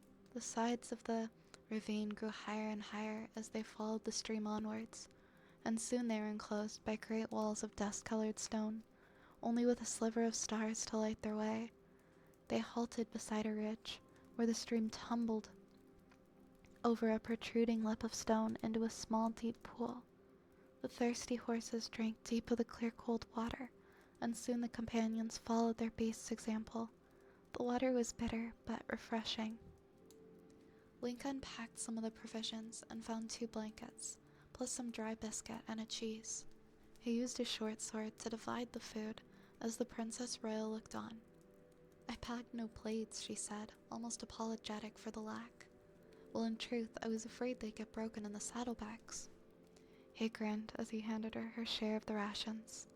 "Eat with your fingers, Princess. This is the real thing, camping out under the stars, an adventure." Zelda took the food and nibbled, uncomfortable with having to eat like a barbarian, but she was hungry, and one glance at Link convinced her that the etiquette had no place here. The princess sat cross-legged on the rocky ground and bit off a piece of the biscuit. The food tasted good, better than she remembered in Hyrule Castle, and she realized how hungry she was. "How do you like it so far?" Link asked. Zelda looked over to him. "This is nice," she said, "but know that it will not be this easy all the time." "I'm glad we got out of the city so easily," he said. "I feared that your father might send troops after us." Really? Zelda asked. She'd not thought of that possibility, and now she shuddered to imagine being taken back by the palace guards when they'd only begun their quest. It would have stopped their whole plan short. Can they find us? Link shrugged. It depends on how good their trackers are. It would be easy to follow us across the meadows, harder to track us down here, where the ground is hard and we leave no footprint. The sooner we get to the desert's edge, the better. We should rest now, but we ought to move on at daybreak. Very well, Zelda agreed. I will take first watch. She smiled at his look of surprise. Soon Link was asleep on the hard ground, wrapped in one of the woolen blankets. Zelda sat with her back to the cliff and withdrew the carefully wrapped book of Medora from within her shirt. She settled the heavy tome upon her knees and flipped quickly through the pages. Within the book was a woodcut, which she knew Link had never seen. It depicted the first Link, the hero of time, battling a great dark beast with cloven hooves and long sharp-toothed snout. Ganon, the evil king. The hair might be different, but the face of Link first was almost identical to the face of Link who lay sleeping innocently by her side. Zelda was as sure as she could be that Link was a direct descendant of the hero of time, whose line was said to have descended unbroken for over 1,000 years, and the hero of time had been the first legendary knight. There were things that Link did not know about the mysterious knighthood. Only a few were party to the whole of the ancient lore. The legendary knights, or the Knights of Hyrule as they had also been known, were agents of neutrality. They strove to keep the balance between good and evil. Zelda believed that Hyrule's circle of destruction and rebirth was due in part to the disappearance of the knights. Even better, she believed that she had clues to the identities of the knights themselves. Forest was easy. They had been Link's first own amulet. It was written that the Knight of the Water and of the House Royal, and that the Knight of Fire was not of Hyrule. The Knight of Shadow was rarely mentioned at all. It seemed that the shadow was somehow unlucky or a bad omen. Zelda did not understand this entirely, for it was elsewhere stated that all 6 knights were needed, so why should there be warnings against using all 6 amulets? She closed the book, little wiser as to the nature of their quest. The moon was beginning its descent into morning. It was time to wake Link, and to get some sleep for herself, for Zelda had an intuition that the quest had not even begun. Although the sun would not be visible in the valley until it was almost overhead, Link saw the pink blush of dawn spread across the glimmering sky, gently fading the last stubborn stars into morning. The white ship of the moon sank down into whatever harbor there was beyond the world, as it followed the last tardy of clouds of night. A faint mist hung about over the stream. The horses nosed quietly among the meager shrubs and grasses in the gorge. Occasionally a quiet snort or the jingle of a harness broke the stillness. The stillness, not silliness. The princess was asleep on the ground beside him. Zelda's blonde hair spread out around her face and shoulders, and her blue eyes were closed. There was a slight smile on her face, as she dreamed whatever dreams she had to dream. And that is the end of the chapter. Thank you for sharing that one, Oz. I don't think I've read a fanfic in a really long time, but the writing in that one, it really pulls you right in. It was very fascinating writing.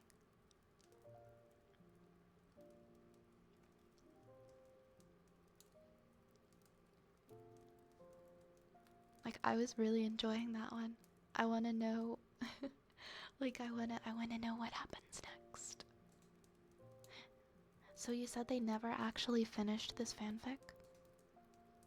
They got like how many chapters in and then they just stopped? That pulled me back into wanting to read fanfiction. It's been a while for me. But that's a really good find. Thank you.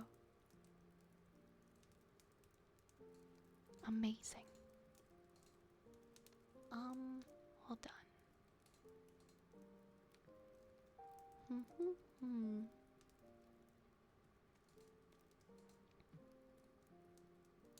They got like 70. Wait, there's 92 chapters? I hope this person went on to write and publish many books. That's amazing.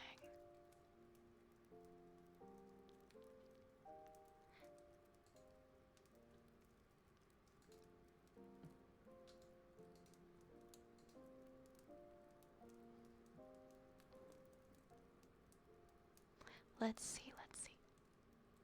So Nini Starlight is on right now and doing a partner push. So that's where we're gonna go tonight. We're gonna go support her in our push for partner and listen to some wonderful. Continue listening to some ASMR and being cozy. And listen to her wonderful ASMR.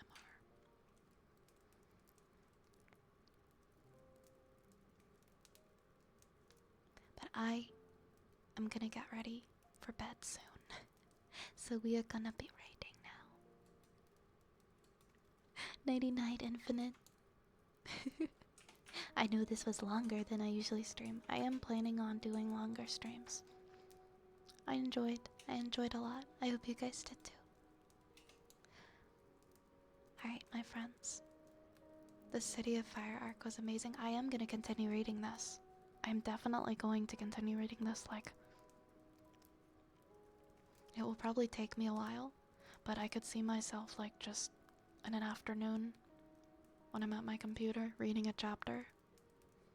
Because I definitely want to find out what happens next. Oh no, why do I have to sneeze again? Alright, my friends. Grab a rat. Grab a raid message.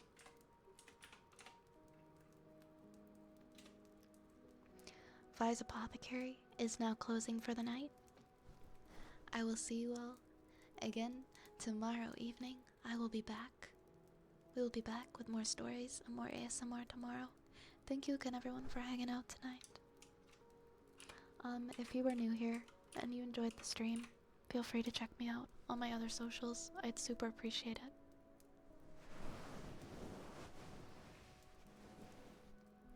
And if you'd like to join our Discord, I post updates on my schedule and things like that, and we're real silly in there as well. Take care, my friends. I will see you all again real soon, okay? Let's go right night-night. Why'd I say night-night? Nini. Good night, my friends. I love you guys. Mwah. I'm Big EP. Good night.